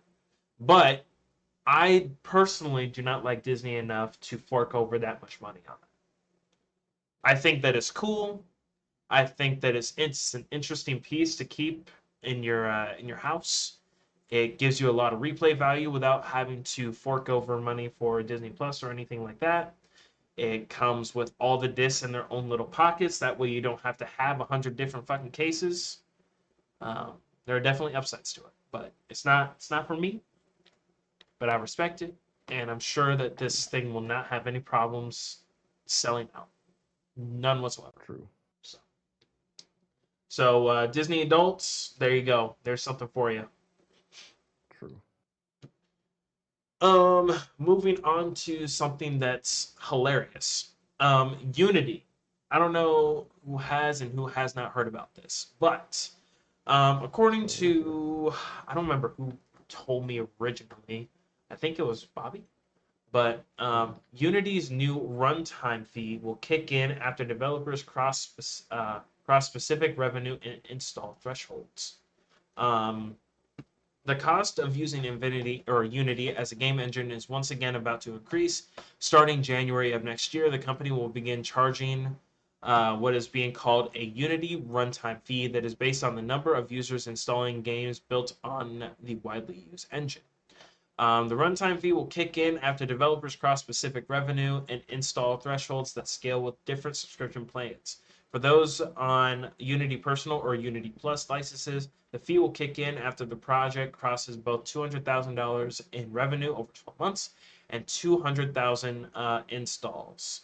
The developers operating on the Unity Pro or Unity Enterprise licenses will be granted a higher threshold before they begin owing fees. For those devs, the charge will kick in after a title earns $1 million over that same 12-month period and passes 1 million installs. Um, According to a breakdown sent to game developers by Unity, fees will be charged on a monthly basis. The amount charged per install will also vary depending on the license. Unity and Plus developers will pay a flat fee of 20 cents per install. Pro and Enterprise users will pay a smaller per install fee that scales downward with the number of installations over the initial threshold. Pro user fees will begin at 15 cents per install and scale downward to as low as 2 cents, while Enterprise will begin at 12.5 and will go as low as 1 cent. So, um, I'm not a game dev, but as a person that is looking from the outside in, um, I don't know if I can really blame them for this, I guess. But I also don't know how much the initial cost for a license is either. So, I don't know. What do you think, Carter? It is fucking over indie developers hand over fist. Um, there are some devs that have come out and even gone as far as saying, like, if this business model was in place when they were making a certain game, they probably wouldn't have been able to finish because of what the license would have cost them in fees or to keep it up over time. Oh, wow. Um, yeah, it's bad. I mean, that does make sense, I suppose. Indie devs are obviously like part of the reason why they're called indie devs is because they don't have nearly as big of a budget as major companies. So Yeah, I can understand why that would start fucking them over. yeah.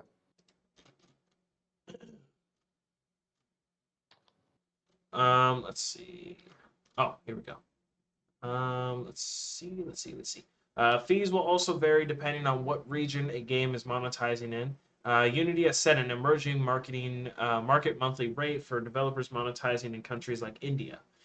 In those regions, Personal and Plus users will owe 2 cents per install, Pro users will owe 1 cent per install, and Enterprise will owe 0.005 cents per install.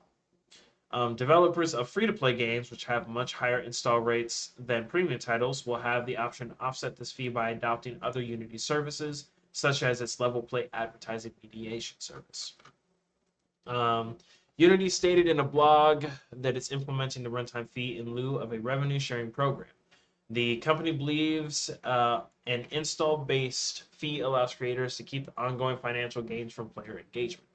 As for why Unity has chosen to introduce these fees, Unity Create President Mark Whitten told game developer that the company is seeking to better balance the value exchange between Unity and developers.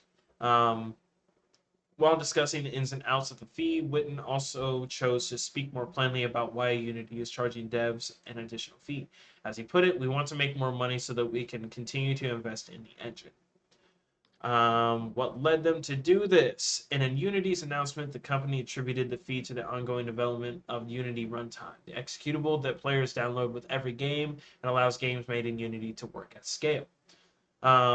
Unity has not previously charged devs with any service related or for any services related to Unity runtime. Its various licenses plans hawk the capabilities of the Unity editor and offer a number of services for live service games, including DevOps, monetization, and player analytics. Witten explained that maintaining the Unity runtime executable is an active effort. Even after a game ships, Unity runtime needs to be frequently updated to operate on platforms that are being constantly updated. It's quite expensive, he said, adding that the fee was designed to charge devs who have found scale to success with their games while giving smaller studios enough time to build their audience before paying additional costs. Um, let's see here. There's something eyebrow raising about the fee structure Unity is offering to free to play devs, as mentioned up top. Devs who see an excess of game installs based on their business model will have the option to receive a discount on fees if they work with Unity to contract additional services like Level Play. Level Play itself is a free service, but Unity gets a cut of whatever they spent on ad mediation. Um, Developers already relying on those services will be in a good position, but devs who use other ad mediation services will have to reevaluate if Level Play delivers the value they would expect with it. As Witten put it, some may wonder why they're being asked to either pay a fee that could run anywhere from 15,000 to 20,000 per month if they don't switch to Unity's ad mediation service. Witten characterized the discount program as being one of the many tools to help devs ensure the fee that or they pay scales to the revenue they're earning. We didn't build this program to say you have to use Level Play. It's just another option we have in place for people. He pointed out that such devs will be in a position to benefit from in-app monetization after players download their game and will not owe Unity any share of revenue from said players. Um, so yeah, we already know how most devs that use Unity are going to react to that. So there's no point in that. So overall, that's a lot of finance analytics that I am way too tired to even like try or attempt to try and analyze. But I'll just take your word for it, Carter. And honestly, it does add up in my head to say that indie devs could severely be hurt by this. Um, Yeah. Considering that this plan is probably going off the assumption that most games that get built in Unity, or quite a few of them, are not going to be priced at like $20 or less. It's probably going to be closer Yeah. to like the regular $60 to $70 price tag. So Mm-hmm. even though they're saying that it scales, I'm curious to know if it scales properly to what most or to what a lot of people in the indie game business are going to need it for. Because if not, I got a feeling that they might try and switch to Unreal Engine 5 or something.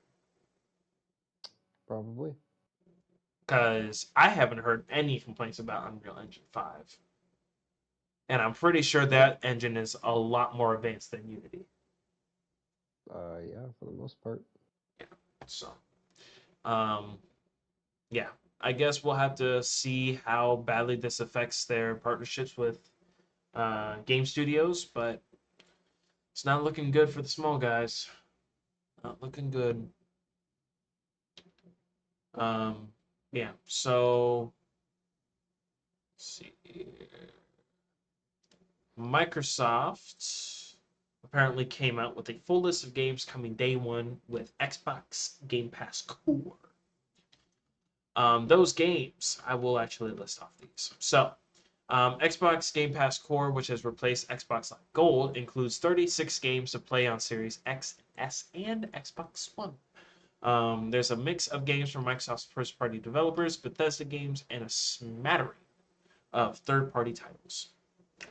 In this list is Among Us, Astroneer, Celeste, Dead Cells, Descenders, Dishonored 2, Doom Eternal Standard Edition, Fable Anniversary, Fallout 4 and 76, Firewatch, Forza Horizon 4, Gang Beasts, Gears of War 5, Game of the Year Edition, Golf with Your Friends, Grounded, Halo 5 Guardians, Halo Wars 2, Hellblade, Senua's Sacrifice, Human Fall Flat, Inside, Limbo, Ori and the Will of the Wisps, Overcooked 2, Payday 2, Power Wash Simulator, Psychonauts 2, Slay the Spire, Spiritfarer, Stardew Valley, State of Decay 2, Superliminal, ESO, TMNT Shredder's Revenge, Unpacking, and Vampire Survivors.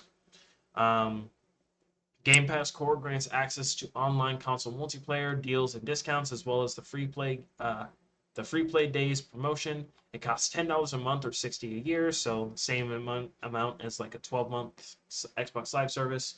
Xbox said it plans to update the Game Pass Core library 2 or 3 times a year. The full library is available with other Game Pass memberships. So, um, honestly, this just sounds like a better version of Xbox Live Gold, and I can't be mad at that. Yeah, no, it's definitely games that people wanted to play.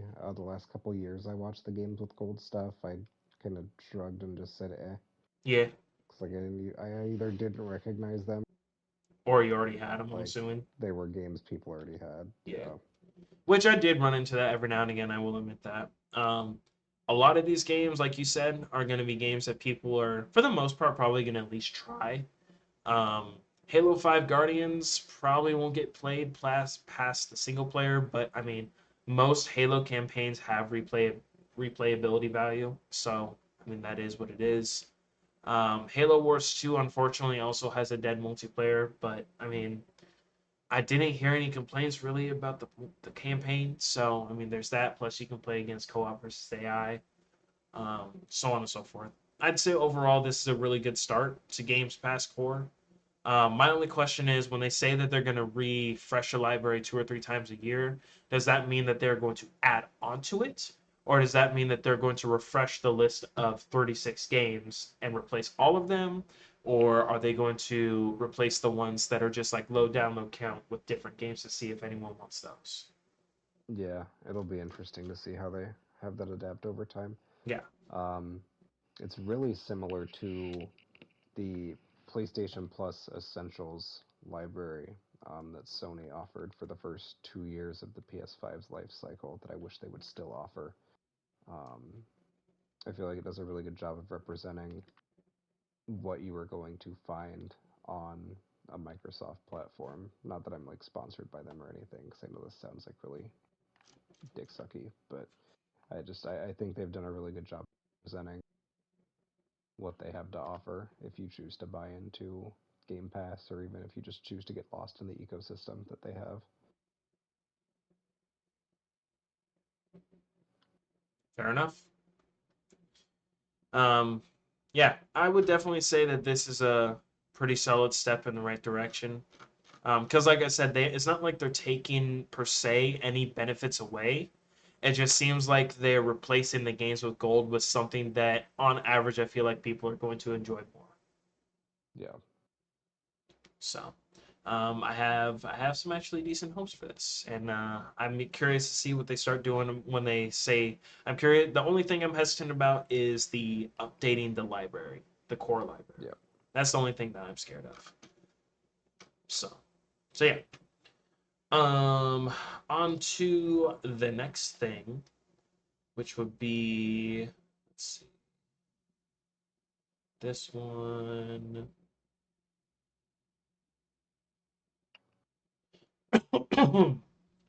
A quick thing will be apparently CDPR will be adding full body surgery to Cyberpunk 2077's RPG Guts in Update 2.0. And apparently people are enjoying them a lot so far, or the results are incredible, I should say. Let's see. To go a little bit more into that, apparently the editor that made this article, he says that the that update 2.0 looks so big that you should probably just start a new game to experience it. Um, to elaborate, I spun up a new save with the upcoming 2.0 update installed, but not the Phantom Liberty expansion. What will Cyberpunk be like for new players going forward? Pretty darn different, it turns out. Quests are the same, but the way you play has changed drastically. I'm not even done with the prologue yet. Not ready to let go of Jackie, but I'm convinced starting a game because this is not the RPG you played 3 years ago. Holy fuck, it's been almost 3 years. Yep, 2020. Oh my god. 2020. That's crazy. Yep. That game's been out almost as long as I've been at Squawky. That's crazy. Yeah. Been out as long as I've been at my job. God damn. All right. In case you didn't catch the official explainer, 2.0 is separate from the Phantom Liberty expansion. The expansion, which costs $30, includes a new quest line, gigs, city district, guns, cars, and additional perk tree. We'll have a review of all of that on 20th. Update 2.0 is a free patch that reworks large parts of the vanilla game, released in a few days ahead of Phantom Liberty on the 21st. Which that actually, holy shit, that comes out in a few days. Yep. Here's an abridged change list for the update, which would be new perk trees, reworked stats, reworked cyberware, car combat, which includes cars with guns, and dynamic police. Um, the effects of update 2.0 started to show the first time I leveled up and was greeted with 5 perk trees I didn't recognize. CDPR has done full body surgery on Cyberpunk's RPG fundamentals, perks, stats, weapons, cyberware, and mods. Very little from Cyberpunk's old trees have survived in 2.0, and the ones replacing them are very exciting.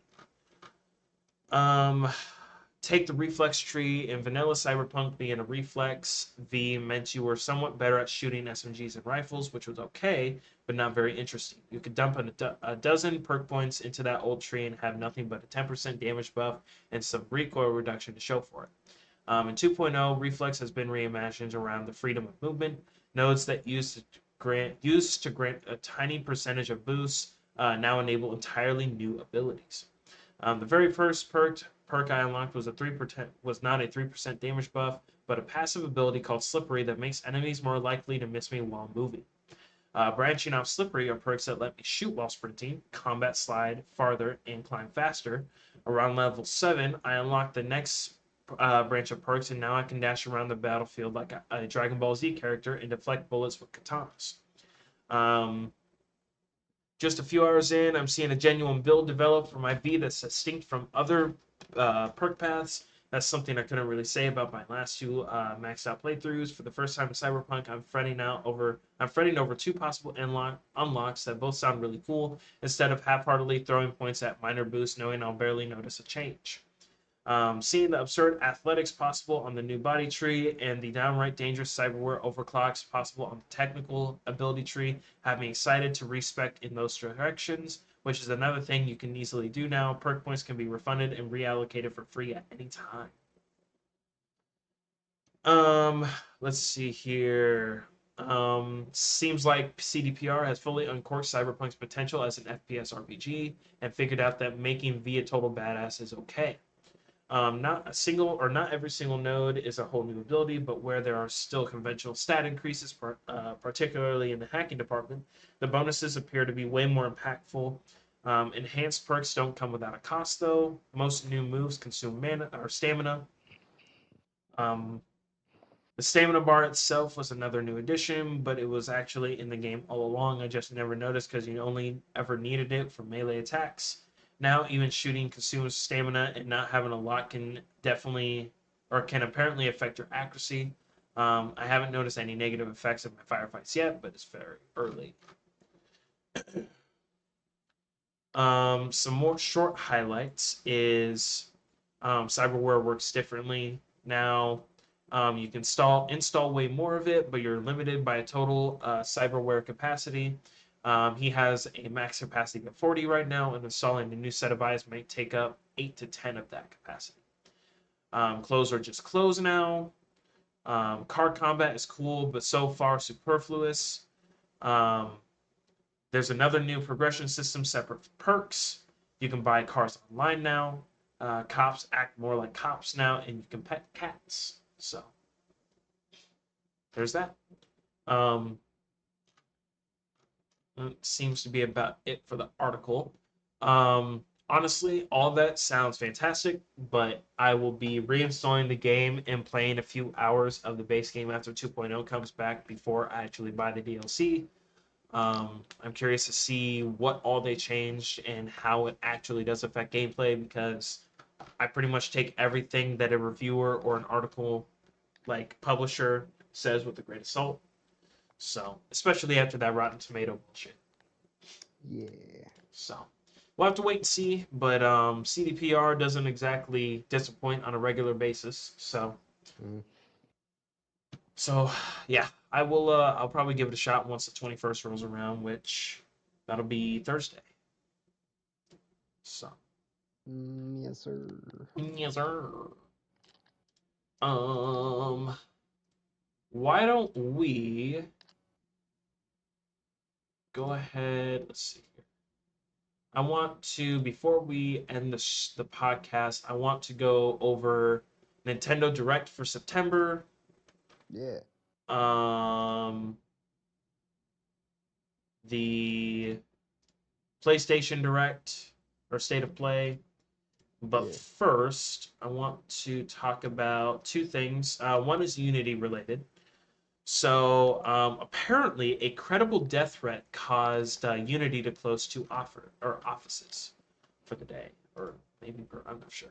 A death threat was made Okay. against two of the video game technology vendor Unity's U.S.-based offices. Was deemed credible, prompting the company to take precautionary measures. As reported by Bloomberg's Jason Schreier, Unity CEO John Riccitiello said that a scheduled September 14th company town hall meeting has been canceled, while both the Austin, Texas, and San Francisco, California offices will remain closed for the day. Um, this is due to a credible death threat that was made against the tech company, though the nature of this potential violence hasn't yet been detailed.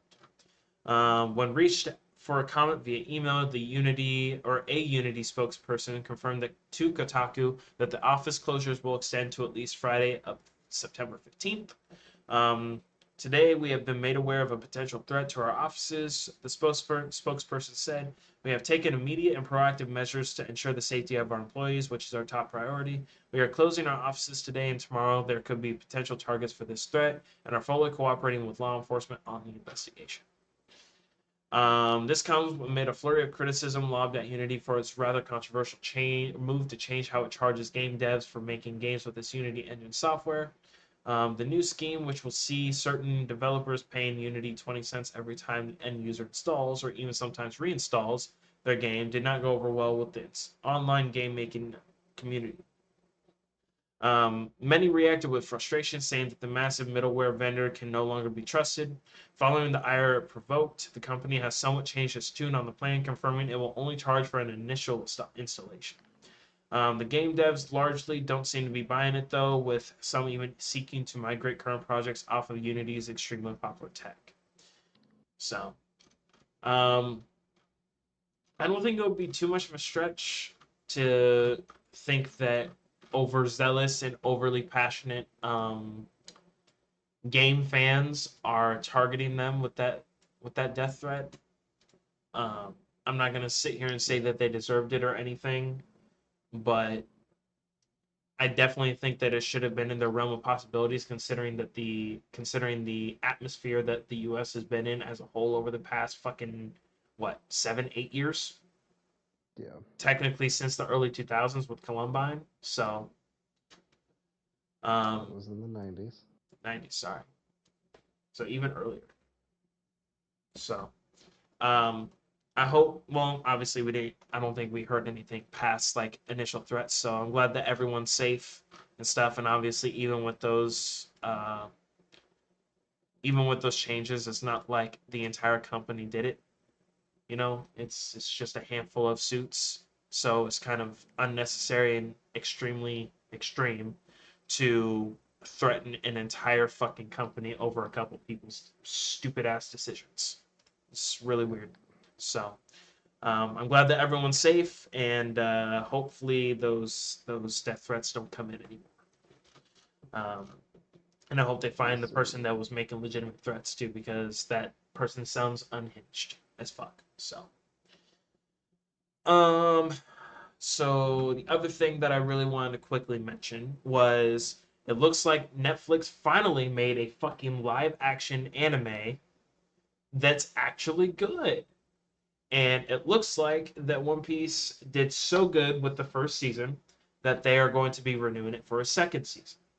So that is fantastic. I'm glad that people are enjoying it, and I'm glad that there's a live action version of an anime slash manga that is actually good. And it sounds to me like anyone in the future that wants to make a live action version of said anime shows, they have somewhere to look to uh, for reference. There we go. That's the word. So so yeah. That was the only thing I really want to speak about. Carter, why don't you tell us about the Nintendo Direct and PlayStation State of Play? Okay, I'll do the state of play first because that one didn't have as much stuff. Bet. Um, let's see. So, state of play. PlayStation had its latest state of play showcase where Sony's gaming arm focused on indies and third games coming to PlayStation consoles as well as the PSVR 2 headset. The last announcement, but the biggest announcement, came from Final Fantasy VII Rebirth. It's finally got a release date, February 29th of 2024 day. Square Enix revealed that Final Fantasy VII Rebirth will release exclusively on PS5 on February 29th. More, inter- More interestingly, the end of the trailer unveiled that Rebirth will be released on two separate discs. So it's a beefy boy. Okay. I don't know. They haven't really clarified in reference to the original game or if it's like legitimate. We'll see. But um, yet another Spider-Man 2 trailer highlighting the new gameplay and how many spider suits that there are in the game. Insomniac Games released a new gameplay trailer for Spider-Man 2, where the biggest takeaway was that there will be over 65 different spider suits when the game launches next month. Damn. Insomniac notes that the original designs, in addition to suits that were depicted in comic books and movies, will be available. Resident Evil 4 Separate Ways DLC will come out next week or this week if you're listening to this at all. Capcom confirmed that its critically acclaimed Resi 4 remake is indeed getting paid post-launch content in the form of Separate Ways, which September 21st. This is set during the events of the main game of where you play as Ada Wong story. Resident Evil 4 remake is also coming to PSVR 2 with a winter release.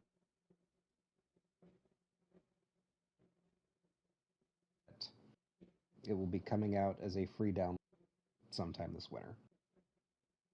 Beautiful. Avatar Frontiers of Pandora got a new story trailer ahead of its December release. Players will control a Navi abducted by the RDA, trained in human ways. As one of the members of the Sarentu clan, players will return to Pandora and a fish out of water type experience. Comes out December 7th. I don't have a ton of interest in this, but we'll pick it up back.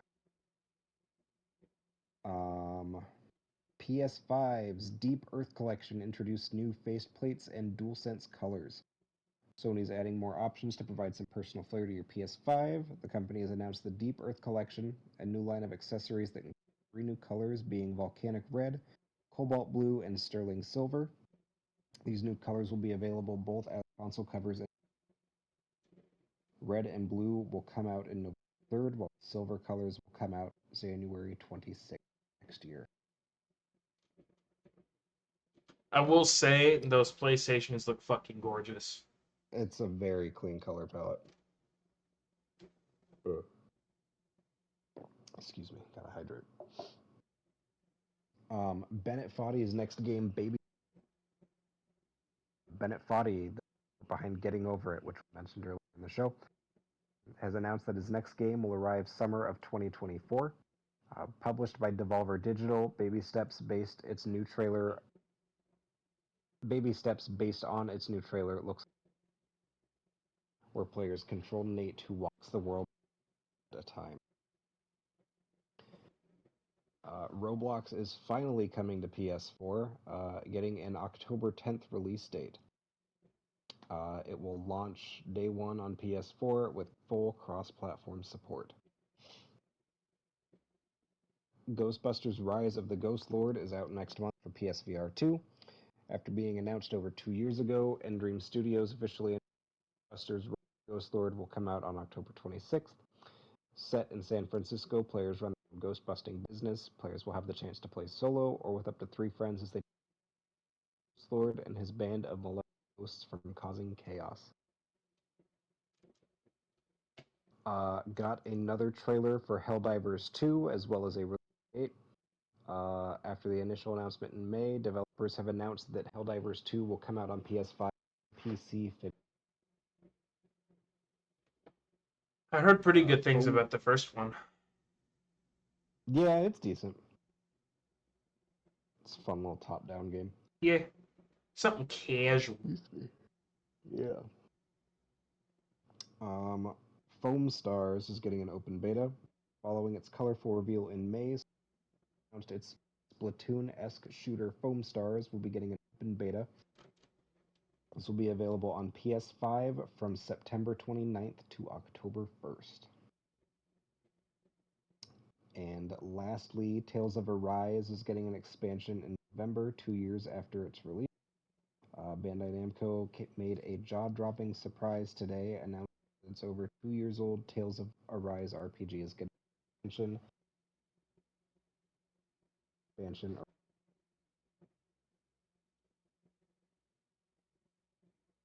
So that is everything we had from Station Showcase. Any jump out to you there?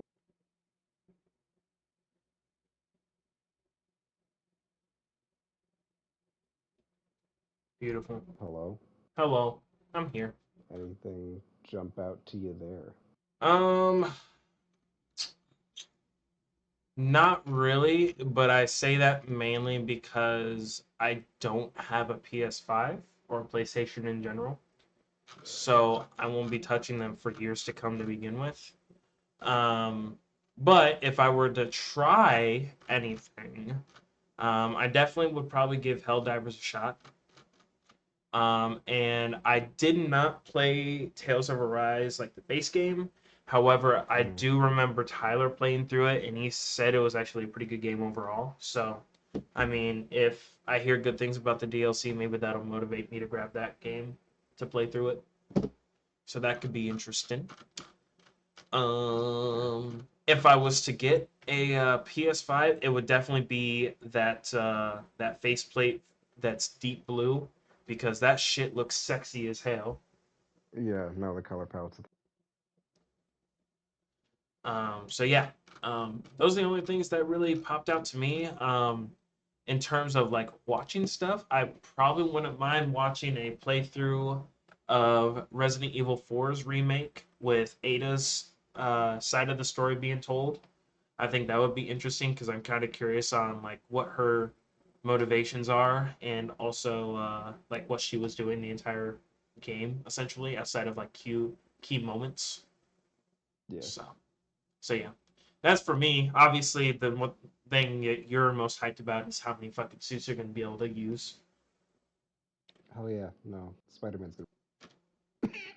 I will say though, those suits look fucking fire. Oh, they're yeah. The That stuff they're showing off silver, is that silver, beautiful. black, and red suit looks fucking amazing. Yeah, it's gonna be hype. So, so yeah. Um, I don't know. What else are you excited for, Carter? That's it on that end. We can move on to the fucking juicy boy though. Oh, all right. Um, the Nintendo Direct also happened on Thursday. Nice little turf where we had to close the week out. Um, I went into this not really expecting a ton, and I'll be honest, a couple announcements. I was not. I'll say the second half. I wasn't really wowed the first half of it. Um, just out of personal preference, but luckily they picked it up here in the end. Not that this will go in any chronological order because they have started off this article with the big juicy one. Um, Paper Mario Thousand Year Door HD is getting a remaster sometime next year. Paper Mario Thousand Year Door is, I would say, it was tied with Mario RPG for like the most requested. Hey, please port this to modern consoles. If you look up Paper Mario Thousand Year Door online, it scalps for literal hundreds of dollars because of the fan base that this game has. God damn. Um, and it was another one that people begged for, well, like I said, forever, and we're finally getting it. Um, they didn't really show off a ton other than showing off the updated visuals, which look fantastic. And then, like I said, comes out sometime next year. Um, they are also remaking the original Mario vs. Donkey Kong game, um, simply titled Mario vs. Donkey Kong Remake. That is coming out February 16th of next year. Um, not a ton to comment on. If you know what Mario vs. Kong games look like, they're puzzle platformers. They're kind of interesting, but they've never really grabbed me. Um, Reveal trailer showed off that it will have both local and online, or excuse me, just local gameplay. Um, so I don't know if you have any affinity towards those. I never did, but cool throwback. Speaking of cool little throwbacks, after 20 years of laying dormant, there is a new F Zero game, gentlemen. F Zero 99 announced and released on Thursday. F Zero 99 is exactly what it is, a battle royale where you are playing through tracks from the original Super Nintendo F Zero game with 99 people on the course. Um, it is completely free as long as you have a Nintendo Switch Online subscription. I highly recommend playing it. It is so much fun. It is so easy to just pick up, and like even when it does such a great job of feeling like progress because you still get progress based on where you're finishing. Um, and it's got like this really cool rival system, and just I like it's fun. If you have Nintendo Switch Online, play it. It's free. Plus, it plays at 60 FPS, dude. It does. It is smooth like butter. What a Um, we got more information on the Princess Peach game that was revealed a few months ago, as well as a title. Princess Peach Showtime will be coming out March 22nd of 2024. Bu- bu- bu- bu- They don't really go in depth with it on the article here, but the main takeaway is it kind of has like a Kirby element to it where she's also got power ups like Mario does. She has drastically changes her appearance.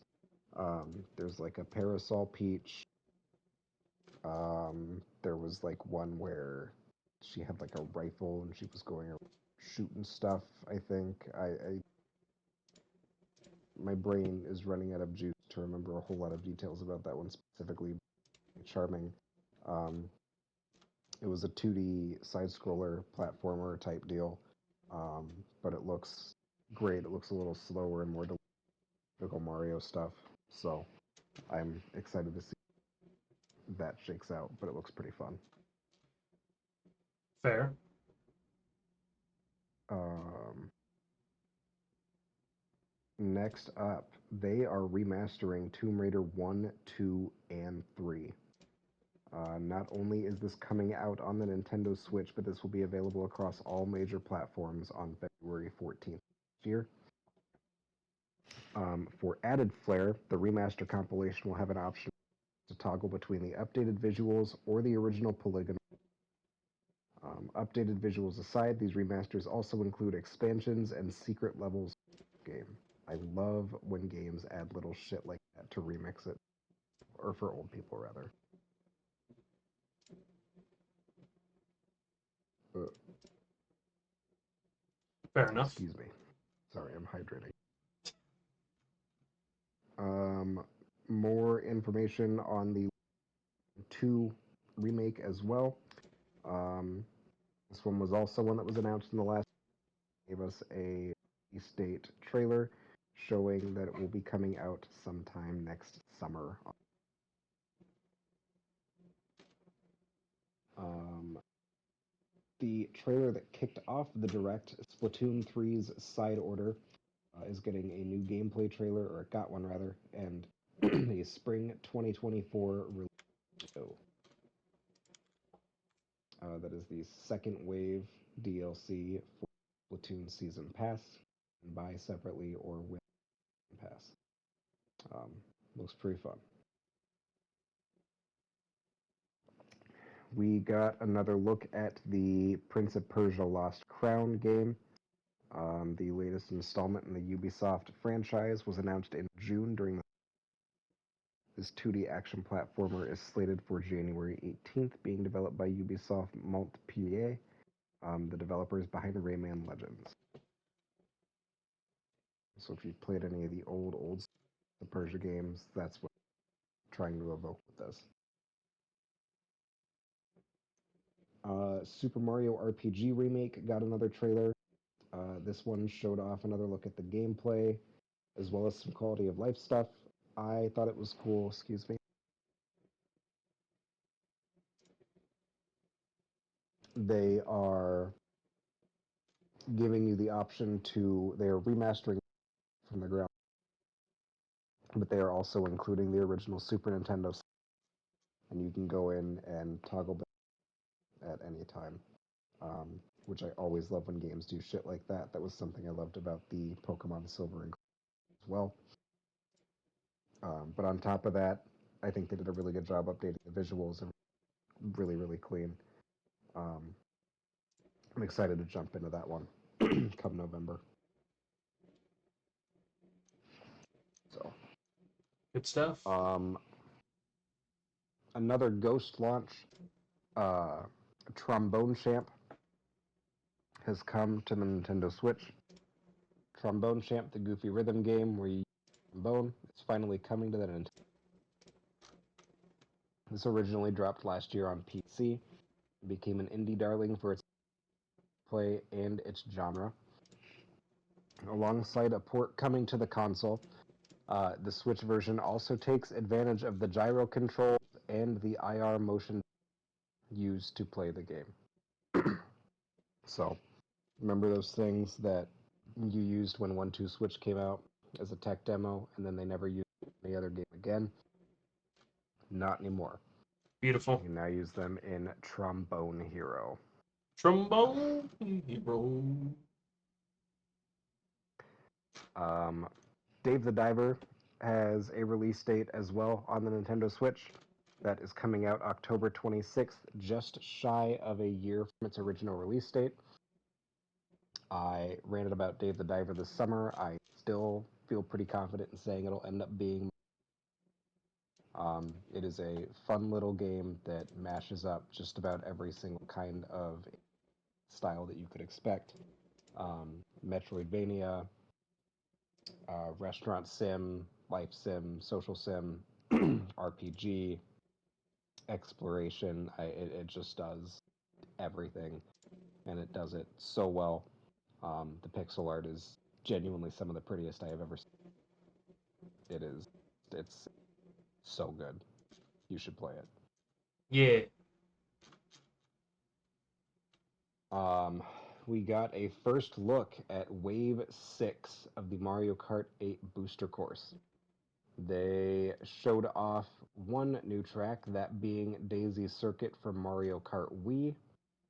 They also showed off that instead of the speculated two racers that they thought were coming with the final wave of DLC, we are getting four. We are getting Diddy Kong and Funky Kong. Funky Kong means Rise Up, by the way. Um, Pauline and Peachette. Okay. So they have doubled the amount of characters they have been teasing. Um, they have not announced more tracks beyond Daisy Circuit, but they until the week of their announce or their so.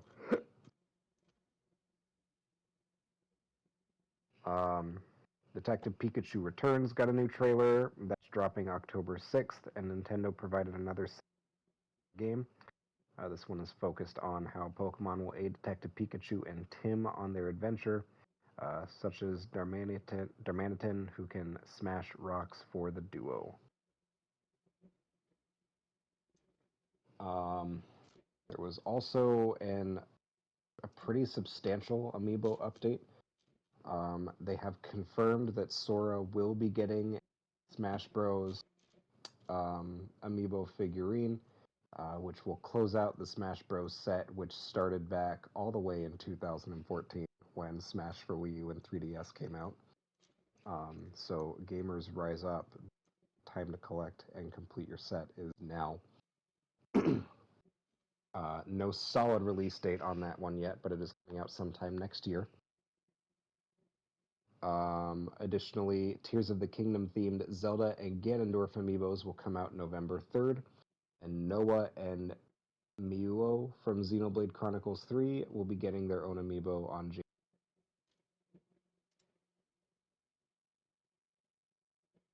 Horizon Chase 2, which is a game I know nothing about a year ago on platform phones, also ghost dropped on Switch, so that is out as of Thursday. um, Another Code Recollection is a compilation that features Another Code, Two Memories, and its sequel, Another Code R. I don't know anything about these games. Apparently, Another Code Memories DS game that was a critical darling but commercial flop in North America. And then Another Code R was a sequel that was released on the Wii exclusively in Japan. So this is the first time it is getting a Western release. Both will be in from the ground up for the Switch, coming out January. Wouldn't be a direct without a Square Enix announcement. They are dropping, or a new entry, I should say, in the sci-fi RPG saga, subtitled Emerald Beyond, coming out some next year. The trailer showed viewers different playable characters such as a witch, a songstress mech, and a puppet master. Unicorn Overlord is a tactical RPG from the devs behind 13 Sentinel. Developers Vanillaware unveiled the next project it's working on, a tactical RPG, Unicorn Overlord. It's currently slated for a March 8th release date. The official summary for the game notes that Unicorn Overlord will allow players to cultivate an army with characters and grow your renown through the five-nation fantasy experience. Euden Chronicle 100 Hero Euden Chronicle 100 Heroes targets an April 2024 release. After a few delays, the Suidoken spiritual successor Eiden Chronicle date of April 23rd next year.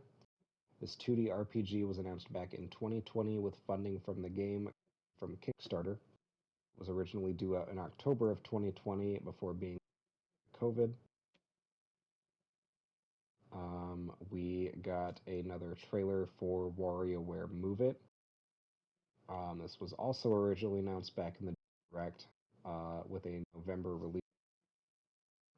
This game is more WarioWare. It's coming in 200 micro games. This one looked a lot like the Wii game, the WarioWare Shake It. A lot of motion-based stuff, which looks pretty rad. And then finally, not necessarily a game-related thing, but they did announce as well the Nintendo Gallery Museum is being worked on in Kyoto. That is currently on track to be completed in March of next year.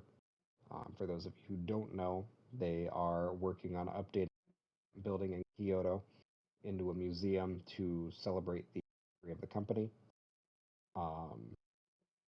They just kind of went in a little more detail on that, what to expect out of that as a tourist destination coming out in March, or it will be open to the public in March of.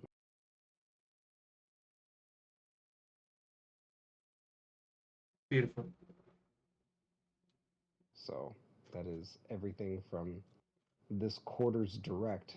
I believe this may be the last one as well, barring any special ones that would be coming out.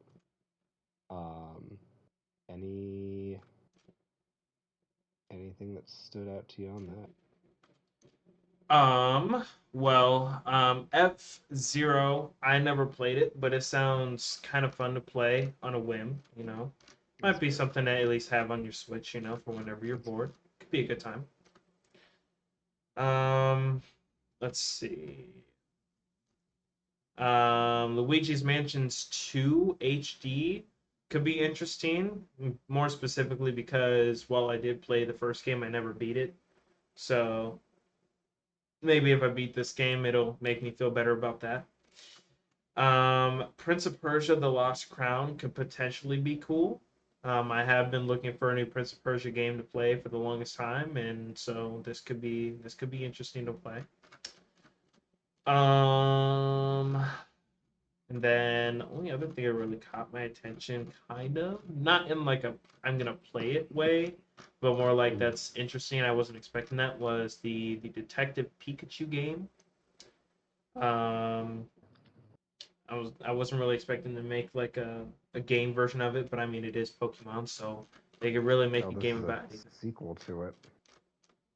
Oh, this The is a movie sequel to was the based movie? on the Detective. No, the Detective Pikachu movie was based on the game that came out in the 3DS. Like, Oh, I see. Okay, see, no, I didn't even know that. I see. yeah, bro. I still have. That's like one of my favorite amiibos. Did like a giant. Goddamn. Fair enough. The last thing that sounded kind of interesting was the Nintendo Gallery Museum. That sounds like something that would be pretty cool to visit if you ever went to Japan for a vacation. Yeah, Definitely sounds interesting. So, it was pretty cool. They have like you can see it from the sky too, because they just have like a question mark block from Mario on the roof. shit, they owe a And it's lot just to the it just like Mario takes up the IP. entire space. Well, for sure, but it was just really cool that they went that extra mile and Oh yeah, no, one hundred you can percent. see it before you even landed. I fucking love that. That's amazing. So, yeah, no, those were the things that really caught my eye. What about you, bud? Did you see anything that tickled your fancy? Um, Thousand Year Door remake's pretty cool. I'm a pretty big fan of any game getting modernized that came from that generation. GameCube is underrated as so I love that. I also love that it is a giant metal to scalpers. Um, so not that I was gonna pay them, but now I don't have to. Um, like I've said, F-Zero 99.